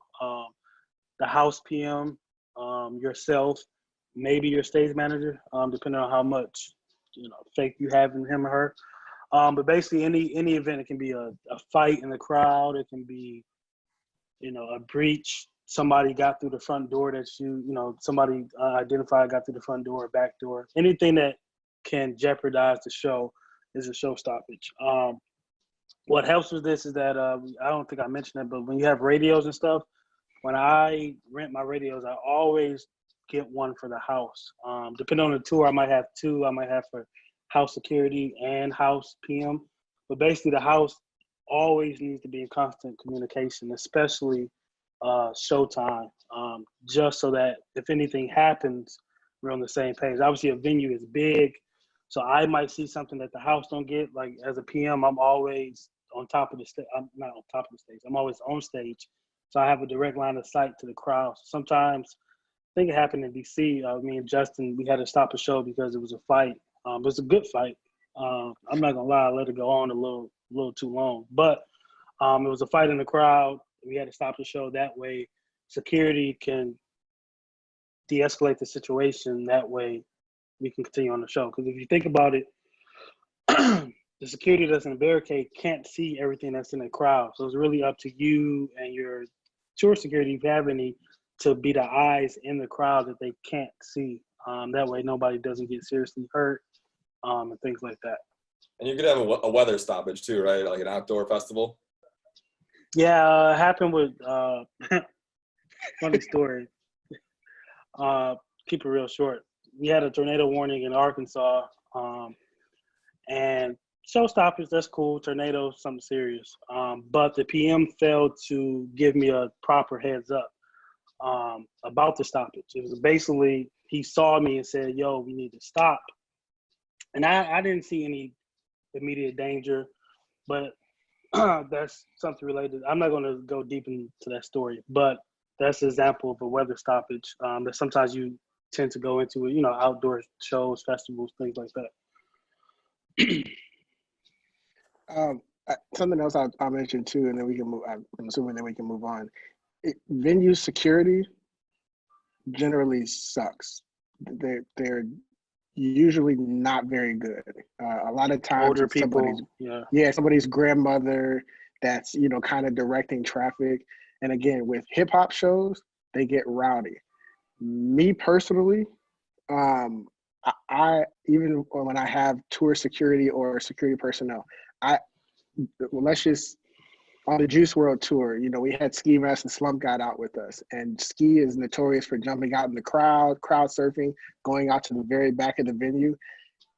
That's still our show, even though he was direct support. That's still our show. I go out in the crowd with him because the reality is that if somebody gets hurt with him trying to get back to the stage, it's a direct reflection on the tour, not on him, but the actual Don't Judge Me tour. Or was that his tour? I can't remember the name of the tour.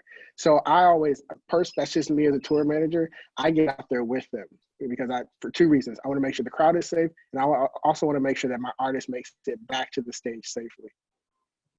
Also, with something like that, if the opener gets into something and they got to shut it down for the night, that affects the headliner. Yeah. Yep. Mm-hmm. Absolutely. Cool. Yeah, that covers security. Any other security questions, feel free to throw them in the chat. Let's just touch on settlement here for about 5 minutes, and then we'll jump into a Q&A and wrap it up. Justin, you could take settlement here too. Yeah, let me share my screen real quick, and I'm gonna make this super quick because it can be it can get really, really deep. Basically, this is a wrap basically of a tour. This would come from whoever your agency is to show you everything. Can you guys see these faces down here at the bottom? All right, let me get this out of here.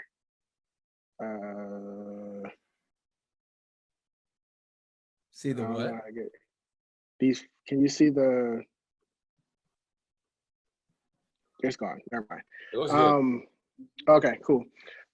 So basically this is a tour wrap. You'll get this from the agency shortly after the end of the tour. This basically breaks down all of the numbers for the tour. I don't really want to talk about this one too much. I really want to focus on the individual show, but I just want to show you what it is. Broken down into 3 sections: all shows, settled shows, and non-settled shows. Clearly, on this tour, all of the shows had been settled by the time they sent this to us. And it basically breaks down everything: the number of shows, the available capacity sold, the percentage sold. Again, this is for the whole tour. Taxes, gross receipts for sales, net gross receipts. It subtracts the show expenses that we had. Ticketing, net show receipts. There was no sponsorship on this one. That's a really big thing if your artist gets sponsorship money. As far as guarantees, this shows the total guarantees, the at percentage of net proceeds. That is the dollar amount that goes off of ticket sales, and I'll talk about that on one of the specific settlement sheets. Bonuses and sellouts are pretty self-explanatory. Gross due right here, gross due artists including bonuses. That's basically the end number. And then it goes down to all of the deductions. The chargebacks for certain things, sound and light reimbursement. So if you'll see in parentheses, those are the things that are deducted.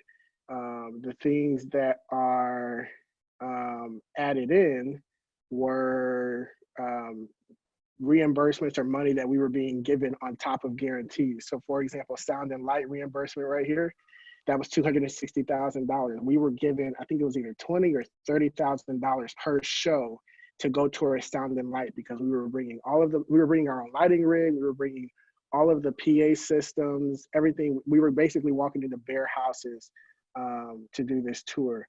The Lyrical Lemonade guarantees, that speaks to one of the openers. There's a group called Lyrical Lemonade. They curated one of the opening slots for the tour. So that was the money that was added back into our money that we would then pay out to the openers that actually were on tour. Under that is all of the withholdings on the, what's it called? Budget that Jordan showed a couple of weeks ago.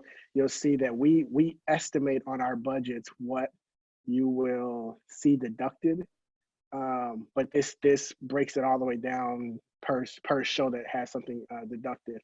At the very bottom, you'll see the payments that were made were that number 2.6 made via wire, and then you'll see payments already made via cash, that $98,000. That is typically money that is paid out on show days. If you need cash for float and things like that I talked about a week or two ago, those are those amounts. So on this particular tour, we took out $98,000 of cash because we had a ton of on-the-road expenses that we had to pay for on this one. This next one basically breaks down every show, the capacity, the number of sold tickets, the gross receipts, the net gross receipts, premium ticketing, which is VIP ticketing or any special seating. And then this over here shows the guarantees. One thing I wanted to note on this, actually I'll note it on the next page as well, but these capacity and sold numbers, these are huge. We want our artists to sell out every venue. Typically, when you sell out a venue, you get bonuses depending on how your deal is put together by your agent. So sellouts are great. We want those, but we didn't sell out everywhere. I'll also talk about how they kind of help you to get to a sellout when you didn't really sell out. So on this first one, I want to look at, can you guys see my mouse on here where I'm pointing? Okay, cool. So on the GA floor capacity, the first bowl and the second bowl, these are just the capacity, the seating that was available at the Rose Quarter in Portland. Zoom in a little bit on that. Yep.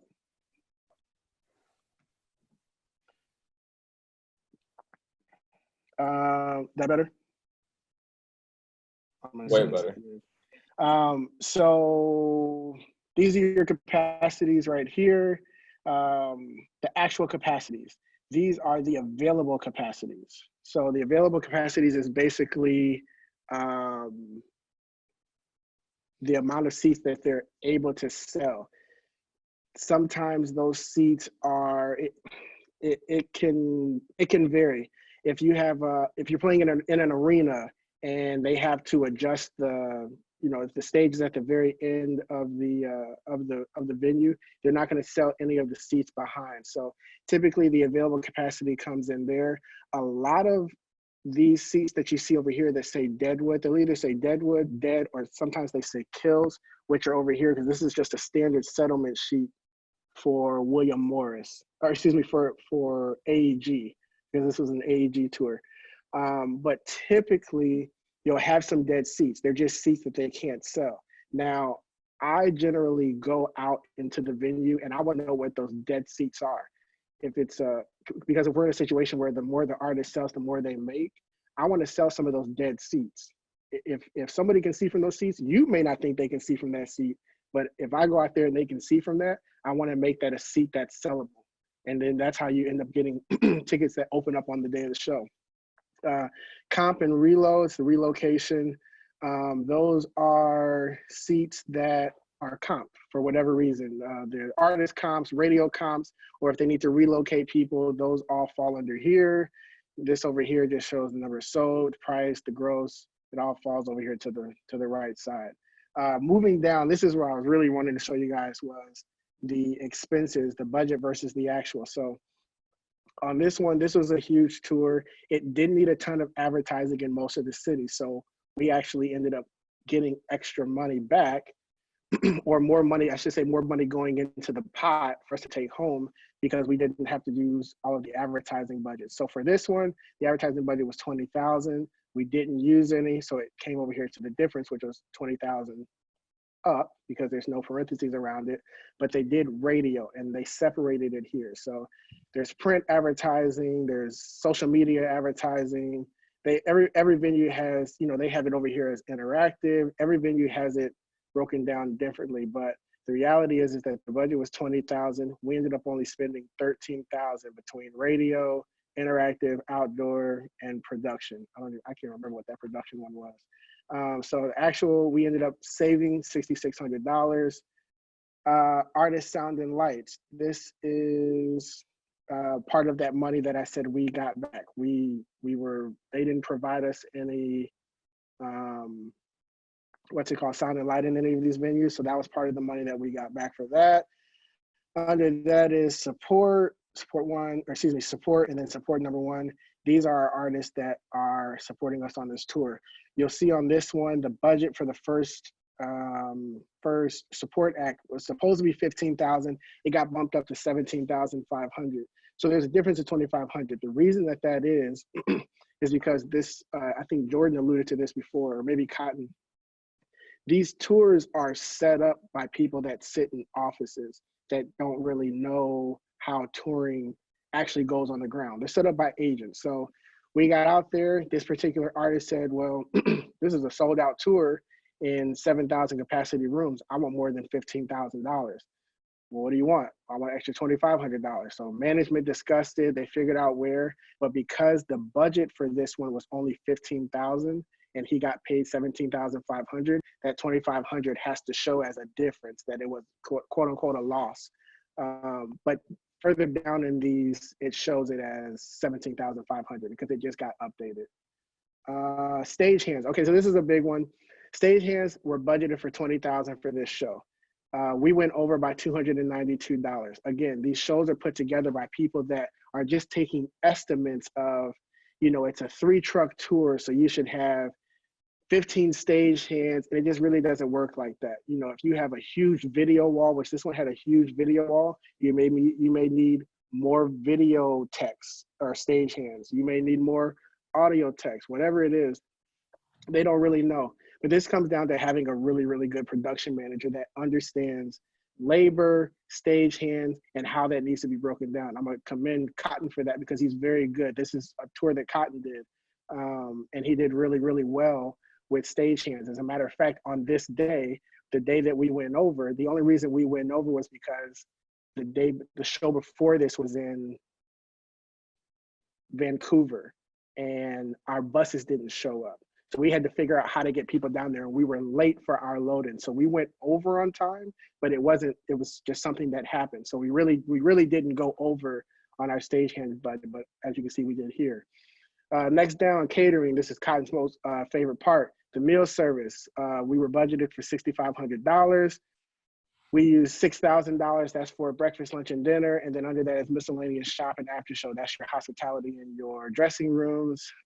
So in this one, we were right here. We were under, we were under $82,000. So that was $82. So that was $82 that went back into the pot. All of these are basically going to be the same generally on most of your settlement sheets for every venue you go to. You're going to have fire and medical on site. You're going to have a flat house fee. If you don't have a flat house fee, they're going to have it broken down by every single security backstage, ushers and takers, other staffing. They'll have it all broken down, but this particular venue, it was just a flat rate of $47.5. We had a bomb dog at this one that I didn't remember, but they had it budgeted, so it was $1,100. We used $1,100 because they knew the actual cost of it. Dressing room furniture, a lot of these are bare rooms, so they need to dress the dressing rooms with things, whatever. On this one, permits, pyro, miscellaneous costs, runners and vans. Like I said, this is the budget, this is the actual, this is the difference over here.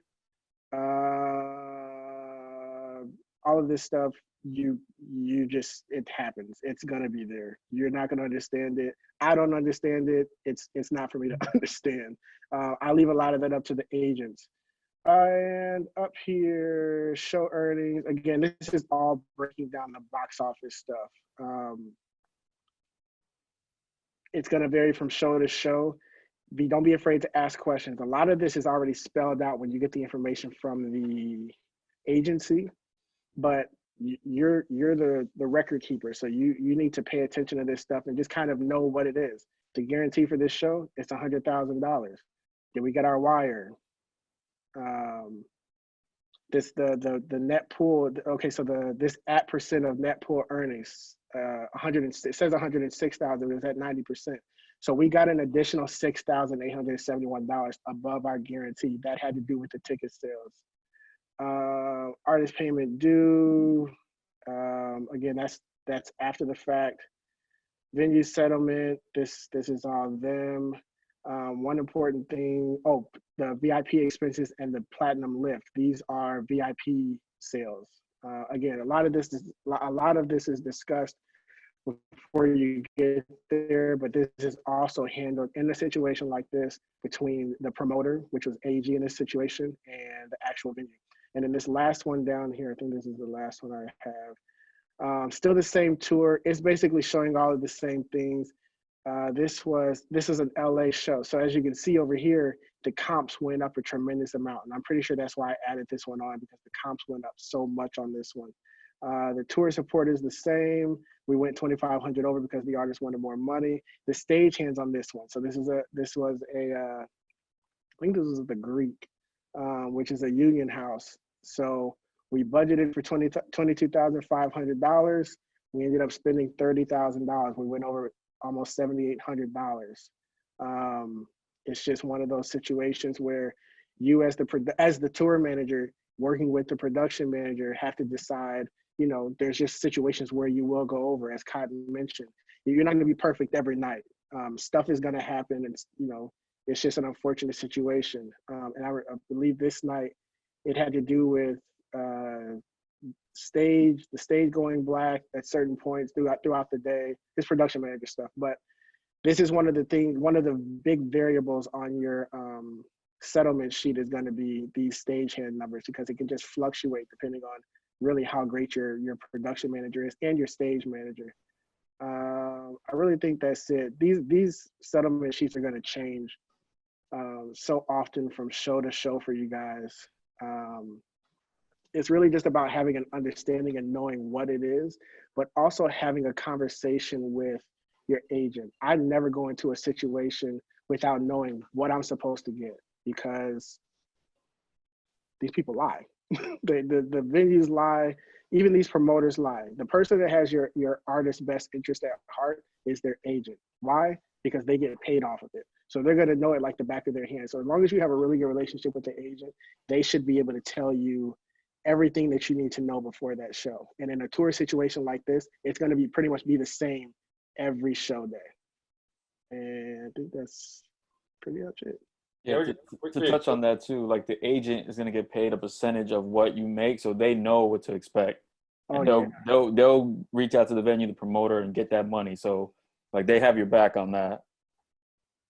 And it's important to know that not every show you do is going to have that intent of a settlement sheet. There are a lot of shows you do where you just go pick up a check, or you don't even pick up a check, and it's just a flat guarantee. Make sure you shake hands at the end of the night, go home, and have a shot, and that's it. Make sure that the agency make sure the wire goes through, and that's that. Yeah, and to Jordan's point, let me explain why I did that too. That is not as complex as it can get, but that's a pretty complex settlement sheet. So I was trying to show you guys the rough end of it, but for the most part, your agents will have it very, very simplified, so that you don't have to do a ton of accounting at the end of the night. One thing to remember too, your agent is your friend and your artist business manager is your friend when it comes to these settlement sheets. You're not an account. Hopefully you're a good tour accountant that you can keep track of your expenses on the road, but you're not a tax professional and you're not a tour accountant. So if you don't know that stuff, don't try to know it. You don't have to know everything about every aspect of life. Rely on the people that can show you what to look at on these settlement sheets. So rely on your agents, rely on these business managers. It's what they get paid. They get their 5%. So let them do their job. Yeah, exactly. And yeah, it depends on the artist you work with, but a lot of the times, sometimes you're super hands off from the settling standpoint. Sometimes you're, on the smaller tours, I've been super hands on. I just wanted to mention one thing as well. Like if you're not headlining a tour, if you're opening on a tour, I'm not talking about festivals, like your own tour. If you want to figure out usually who to settle with, sometimes you can talk to your agent. Typically, you're going to sit down with the headlining tour manager and ask them if they want you there to settle with them or they want to settle separately. So meaning that you'll settle with the promoter contact on your opening tour by yourself, or again, you'll be with them when they want to settle. I've had it both ways. It just depends on the scenario. So I asked the team on that one. And to Justin's point, how those people are our friends. It's okay to call them during settlement. If it's really not something you're sure about, don't be afraid to wake them up or try to get in contact with one of their assistants, because the last thing you want to know is they come back to you and say, hey, why are we missing, $2,000 because of taxes or whatever. Yeah. And also if something comes up the next day. The thing about these bigger venues, you have to be really cautious when you're dealing with these smaller promoters, but especially these venues and AEG, Live Nation, these bigger companies, they don't want the smoke. If there's a problem, they want to fix it. They don't want to feel like somebody got over on them because you're not their last show. They want to continue to get deals from William Morris. They continue to want Live Nation and AEG to use their venues. So they're going to correct it. If something was wrong, they're going to be willing to correct it, as opposed to some of these smaller promoters. That's when you really, really got to be precise and talk to your agent to make sure that you're getting everything you're supposed to get. Mm-hmm. Yeah, totally. All right, let's rock out some questions here. I'm trying to go back to the beginning. If I miss your question, just restate it at the bottom. I saw Niku had a question about how we make pass sheets. I do mine with Photoshop, but it just depends. My dog's crying. Here's a little bitch. Let me let him out. Is there like an app or some sort of program to make pass sheets, or Normally my pass sheets come from the company that makes my passes. They would do it for you. They'll do them as well, yeah. So it just depends, how you want to do them. Yeah, it's not too specific. Let me keep scrolling down here. We already talked about DB limits. Gianna, I saw you had a question about pushing back load-in times for curfew. Did you want to still ask that? I know that we've talked a little bit about like day rooms or getting another room. So if there is an event where you have a time curfew, would you park your bus at the venue? Would you hang out in a mall for a day, or how would that situation specifically be handled if your load-in had to be pushed back? Anyone want to take that? I'll go to Walmart personally. That's the easiest way to pass time. True, it is. I'll just stop at Walmart. Go get something to eat. Yeah, if you can park in a spot where, you can park in a big restaurant parking lot, have everybody go to breakfast, team building stuff, and then just go to work. Bonding. Team bonding. Yeah, I guess everyone it's a preference question, I guess. Okay. So it's kind of situational depending on what everyone wants to do. Also, what time it is, so. Yeah, that too. Cool. Thanks, guys. Thank you. Connor, I saw you had a question about vehicle preference. Was that for when you're at festivals? Yeah, so festivals, some of the stuff I did with iHeartRadio, they're driving around in the golf carts or the sprinters. So you were saying obviously that's not preferable. What would be if you had the choice and they worked with you, what would be the vehicle that you would ask for or try and get? I mean, if those things, like if you get an actual like Mercedes Sprinter, to yourselves, that's not typically an issue. And the golf carts, I mean, those golf carts are fine for getting from dressing room to stage. That's like standard at festivals, so artists expect that. But it's more so some of these radio shows will try and send you like a Chevy, like a Tahoe or something like that, not the Suburban. And it's like, those are just a little, or they'll send you like a white car instead of a black car, like just little things like that. So, I mean, those are all just things I try and make sure, like, hey, I need this vehicle. Like Cotton mentioned last week, I need this vehicle in this color, this year, whatever. And just be specific. If you can at least get an SUV, that's usually a pretty good start. Yeah, you just don't want to show with the white 15-passenger van when you don't have to. Yeah, that's really what it is. Also, I wanted to mention Levi's having technical difficulties. He'll tune back in. your artists like love usually with the higher build artists, but if you could pull right up to me, can you hear me? Not really, man. What you're trying to say is artists like to pull right up to stage at festivals, and you could try in advance to have your cars pull right up to the stairs to the stage, and they do like that, and it makes you look super hard if you can walk straight from the stairs into the back of a shiny Escalade and get off stage. Yeah, definitely. Cool, thanks. Cool. Let's go to Stitch. I saw you had a question about how do you treat stage plots the day before or something like that? Yeah, it was more so for festival runs.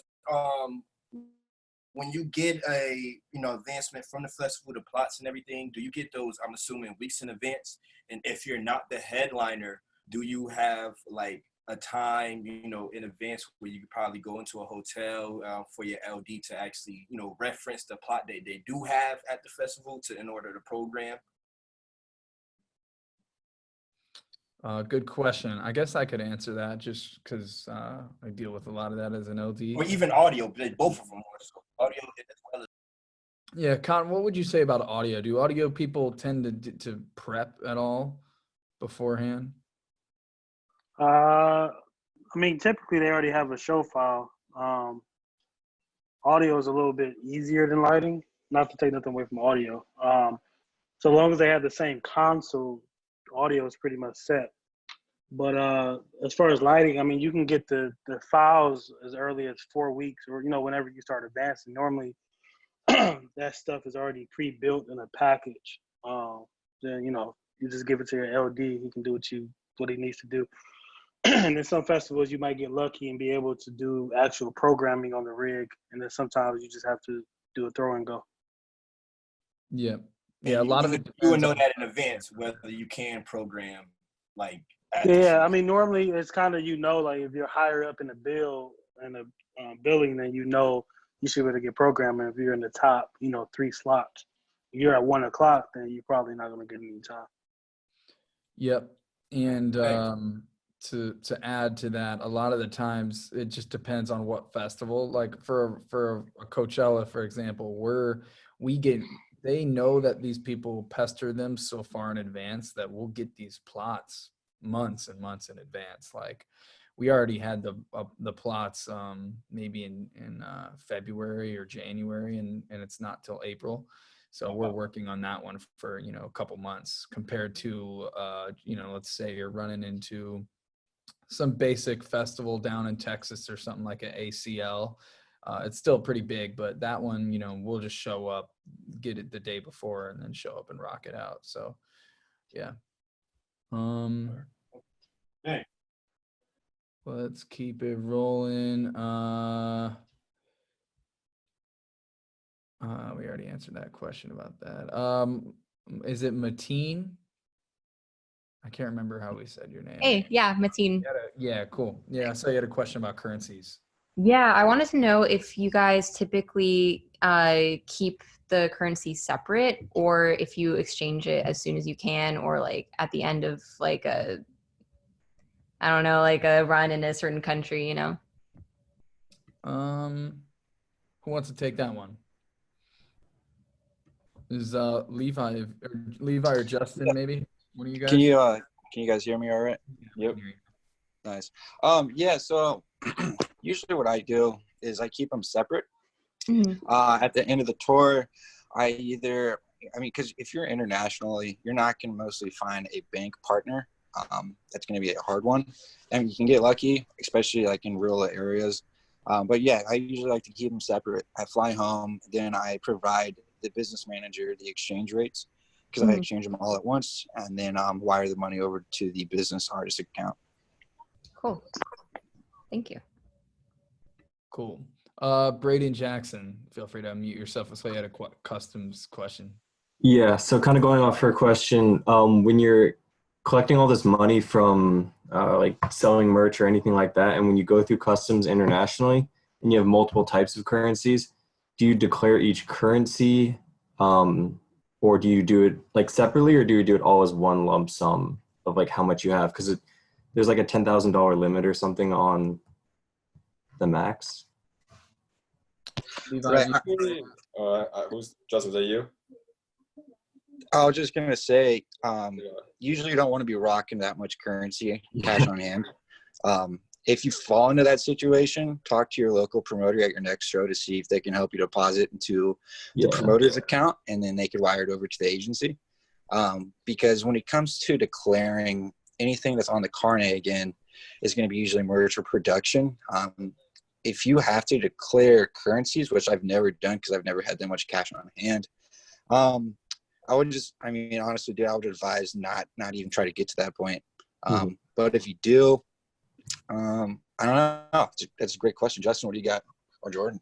No, I remember one time, like we did a club gig like in Chicago the night before we flew to Europe to start a run. And so we had like 15 grand in cash. So I don't know if it's the bootleg way to do it, but this is what we've always done. Like if we have more than 10 grand the limit or whatever, we just split it up among the people that we're with, so no one goes in with more than 10 grand.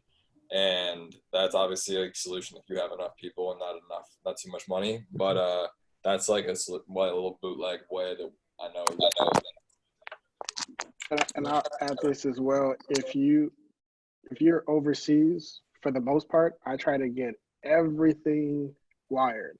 I don't care, show, whatever it is. I try not to have any cash when I'm overseas. Now, I ran into a situation in Australia. One of my artists, we did, one of those Australia runs, and we did a bunch of after parties, and he wanted cash, US dollars. And so we were picking up $20,000 in US cash in the 5 markets that we went to. So as Jordan just said, we just started breaking up how much money everybody had. You can't have more than $10,000. But if you're going to get money like that, make sure that you get it in US dollars, because it's just, that's what we know. I also ran into a situation where on that same run of after parties, somebody paid us in the equivalent of AUD, Australian dollars. Get to know somebody over there. They can find somebody that can help you exchange that. Because again, you don't want to have somebody else's currency. You just, whether it's $100 or $20,000, just don't have their currency.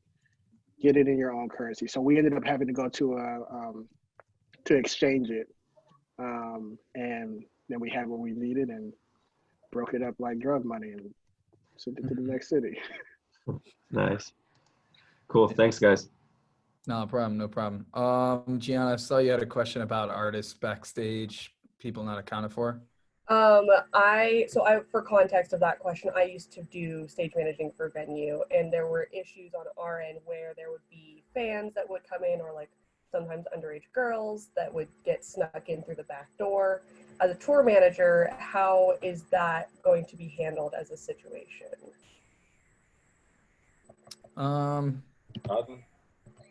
Con, yeah, you haven't taken one.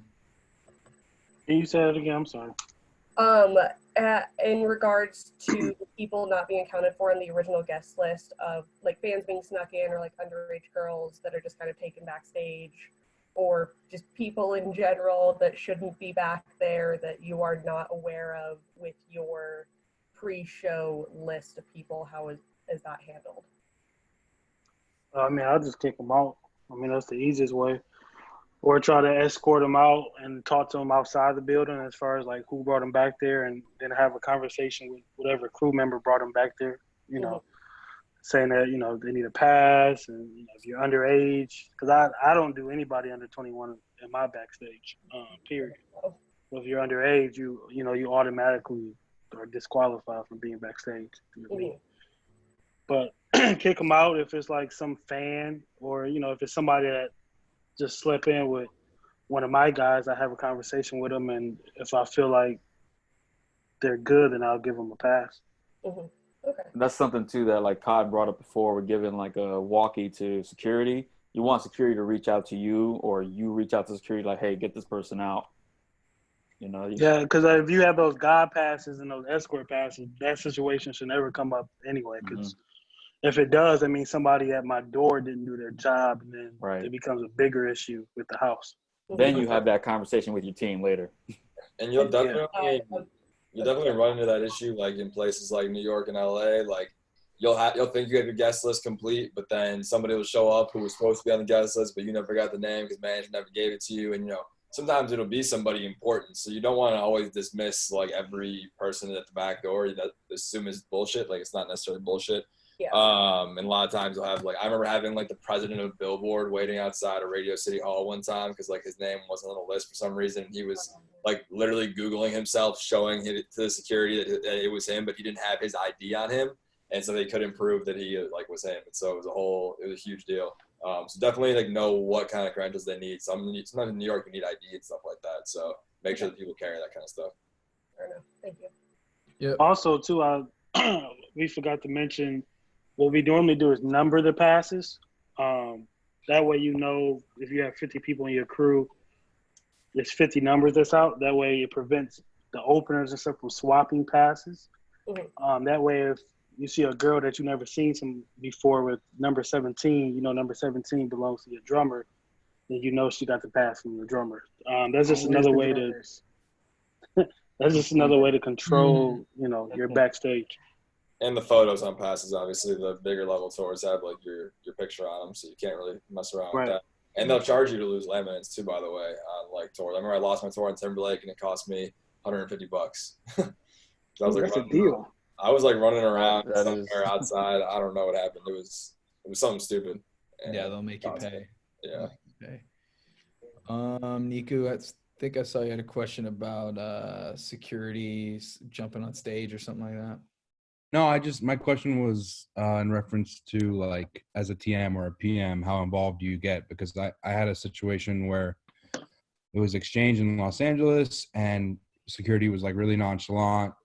They weren't really like proactive when kids would jump on stage. They kind of just like turn around and then at their leisure get on stage, try and get them off. And I told them at the security meeting, like it's our policy, my artist policy, that if someone jumps on stage, we set a precedent of there's consequences. You get removed from the venue, you get ejected, you don't come back in, so that prevents other kids think, oh, hey, I'm going to get kicked out if I do that, so I shouldn't do it.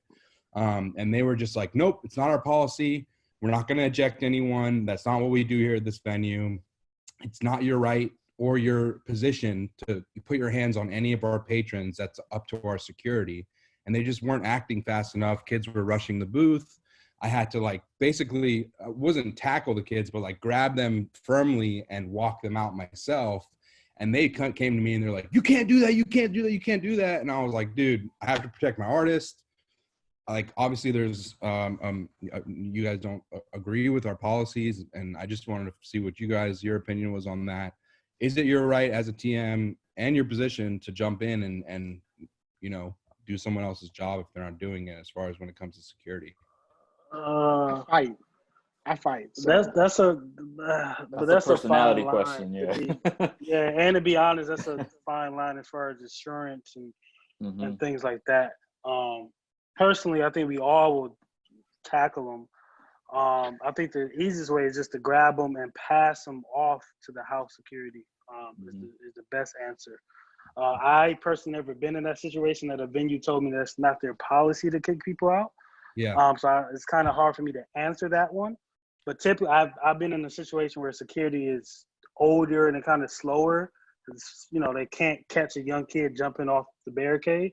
So I've been in that situation, but it's just been my security. I would grab them, give them to house security, and then they would handle it from there. Because the way I handle security, I'm only responsible for my artists. I'm not responsible for the fans per se. So as soon as you get on stage and I get you off my stage, then you're the house's responsibility. Right. And it's kind of up to them to handle it. So my whole point was that if they put them back in the crowd, kids will think, okay, I can jump up there, dance around, 100%. nothing's going to happen. I'm just going to go back in the crowd. And I was trying to tell them, we can't set that precedent. These kids have to know there are consequences for jumping on stage to stop them from doing it in the first place. Because it's a liability for everyone. And they were like, no, we're not going to eject them from the venue. We're just going to put them back in the crowd. And I was like, I don't agree with that. My artist doesn't agree with it. It was a whole thing. Management had to get involved. Well, did you guys have a barricade? Yeah, there was a barricade, but it's exchange. They used like bike racks. It's not like actual like Mojo barricades or anything. They just put up bike racks, and then kids get crazy and then they start pushing towards the stage, and the bike rack shift. And I was just like completely having anxiety about it because I was like, shows like that. I have to watch the kids fully because I have security meetings and I tell these security guards, I'm like, we don't allow anyone to jump on stage. It's a serious security risk. If anybody jumps on stage, please immediately and politely escort them out of the venue so other kids won't do it. And this is the first time I've ever had a venue that has been like, nope, not our policy. We're not going to help you with that. Kids are just going to go back in the crowd. And I had to go back and forth with the artist liaison because she was like, it's not your place or your right to put your hands on patrons. There may be a lawsuit if they get injured and it's your fault. And I was just like, dude, I don't know what to tell you. Like, this is our policy, is what my artist tells me to do. I have to protect my artist. And that was that. So it's the only time I've ever had that situation. But, I was told after that, like, be careful of who you put your hands on, or if you touch kids, you have to like tell the security to do it for you because, if someone gets hurt and then it's your fault, it comes back to you. I think the best thing you could do there is almost be like an offensive lineman for a football team where you just stand by your artist and just like keep people away from him and not like tackling them, but just like keeping them away. I don't know. Because if you fight someone, they get hurt, they're going to, it's going to go trickle much further. Yeah. And these kids were drunk. They were jumping on stage. They were falling over. I literally went up and like bear hugged them and carried them out. And then they come to me like, no, we're not ejecting them, and you can't do that. You're not allowed to do that. And I was like, well, I'm going to do what I have to do. Honestly, man, I think the best steps you can take just to handle not in the moment, but just let your agent know about that. Just so not another TM has to go through that same experience with that same venue. Yeah, for sure. Appreciate that's probably the best way to nip it, is just to chalk it up as an L and give it to the higher ups. Yeah.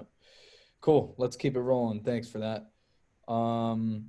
Stage saw you had a question about going over stuff with the venue, that sheet with the venue promoter. I'll just answer that real quick. Yeah, that typically they'll print out a couple copies. You'll both be hunched over it, going line by line, settling the show technically. Mel Adams saw you had a question about how often do you argue expenses? Anyone want to take that on? I know a lot of us don't really personally deal with settling shows much. I think you just want to be aware of added expenses. Yeah, just stuff that's really evident. And like day of show stuff like Cotton mentioned with the forklift and everything like that. You just want to be aware of all that stuff. Yeah, and it's not our job to actually argue. It's our job to notice it and then give it to people like the agent or whoever. Yeah, because I for me personally, I get a call from the agent saying, "Hey, can we confirm that this added charge is correct?" So you just want to be aware of that. Yeah, know what your deductions are, and then also, I forgot what I was going to say about that. Oh. The only thing that we had mentioned, I think we were talking about earlier, was like advertising expenses. If you have a sold out show, that your advertising expenses shouldn't be through the roof, because if it's sold out in like 2 days, they didn't spend, 10 grand advertising it. There's like, just be mindful. That's like the one thing you can be mindful of, I guess. Yep. Nico had a good point on not posting pictures on social media of your passes. That's definitely an important factor of touring. And as a tour manager early on, I mean, sometimes we have like tour manager meetings before the first show or at rehearsals or something when it's wrapped, and going over things like that, not shitting on the bus, just the basic tour etiquette.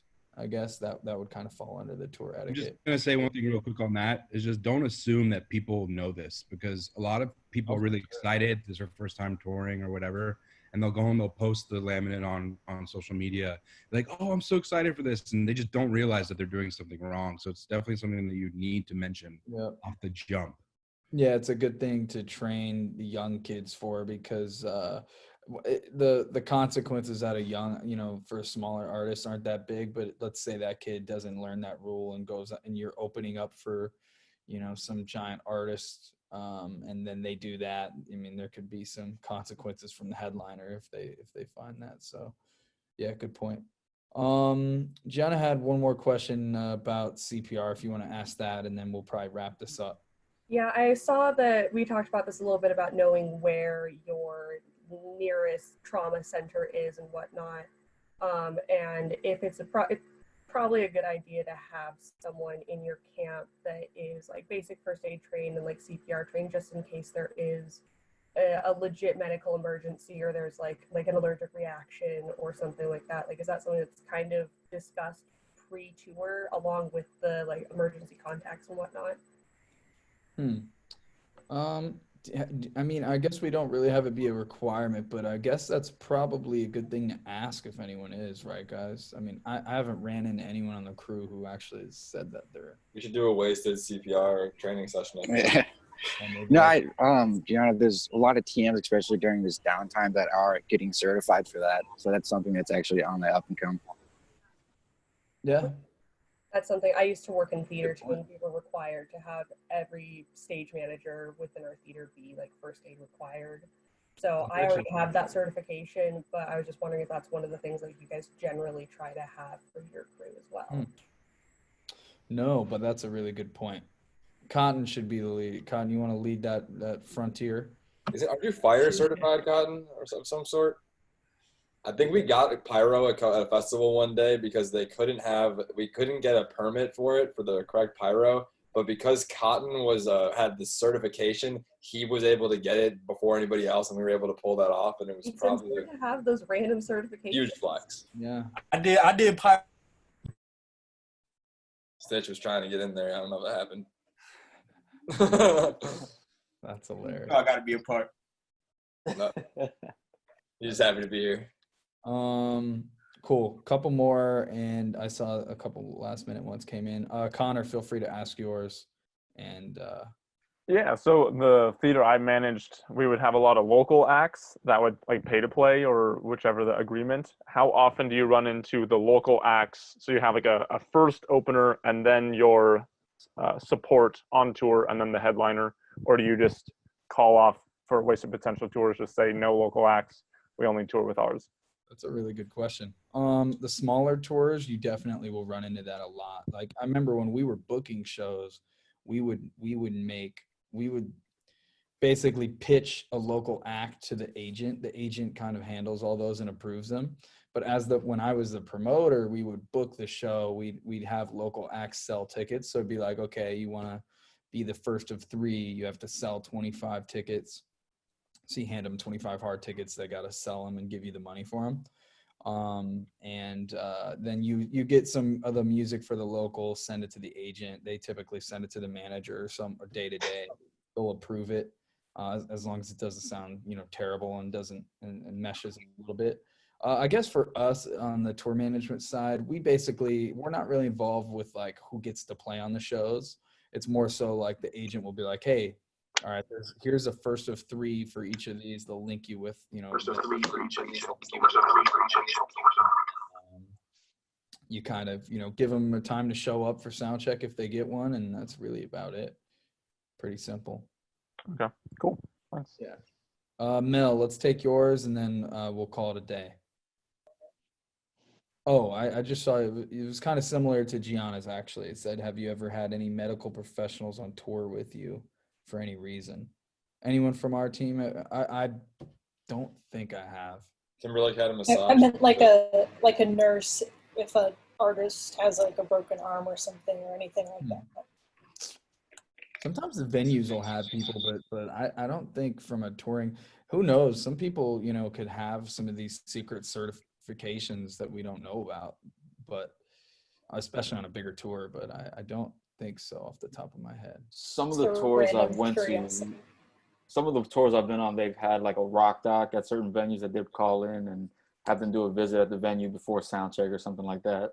It's good to keep in contact with the venue, see if they have something like that available. Yeah. Some of these nicer like hotels you stay in, especially some of these nice like 5-star hotels you stay in, will have like a doctor's service a lot of times that they can like reach out to and get a doctor to come to your artist room or whatever if they're having issues. Yeah, cool. Awesome.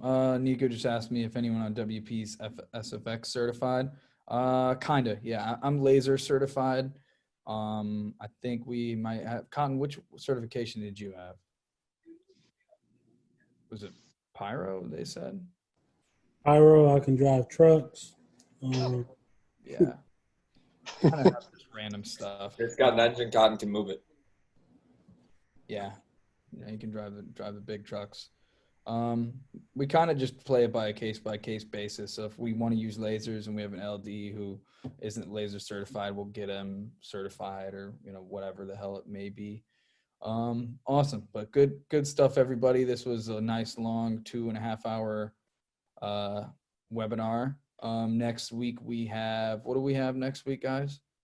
It's I think it's Run the Show. The big guy and Master Tour. And Master Tour, yeah. So we'll be showing you guys Master Tour if you don't know it. It basically is a software that you can input any information you want on their hotels, show, crew info, routes, guest list, yeah, etc. Cool. So we'll be going over that stuff next week. Hopefully everyone's here. If you guys have anyone else who wants to join, just send an email to Jordan when he sends those the invite out. We're welcoming whoever wants to watch. Or just pass the invite along too. It's not a problem. Then whatever works. Definitely. Yeah. Cool. All right, everybody. We'll see you next week.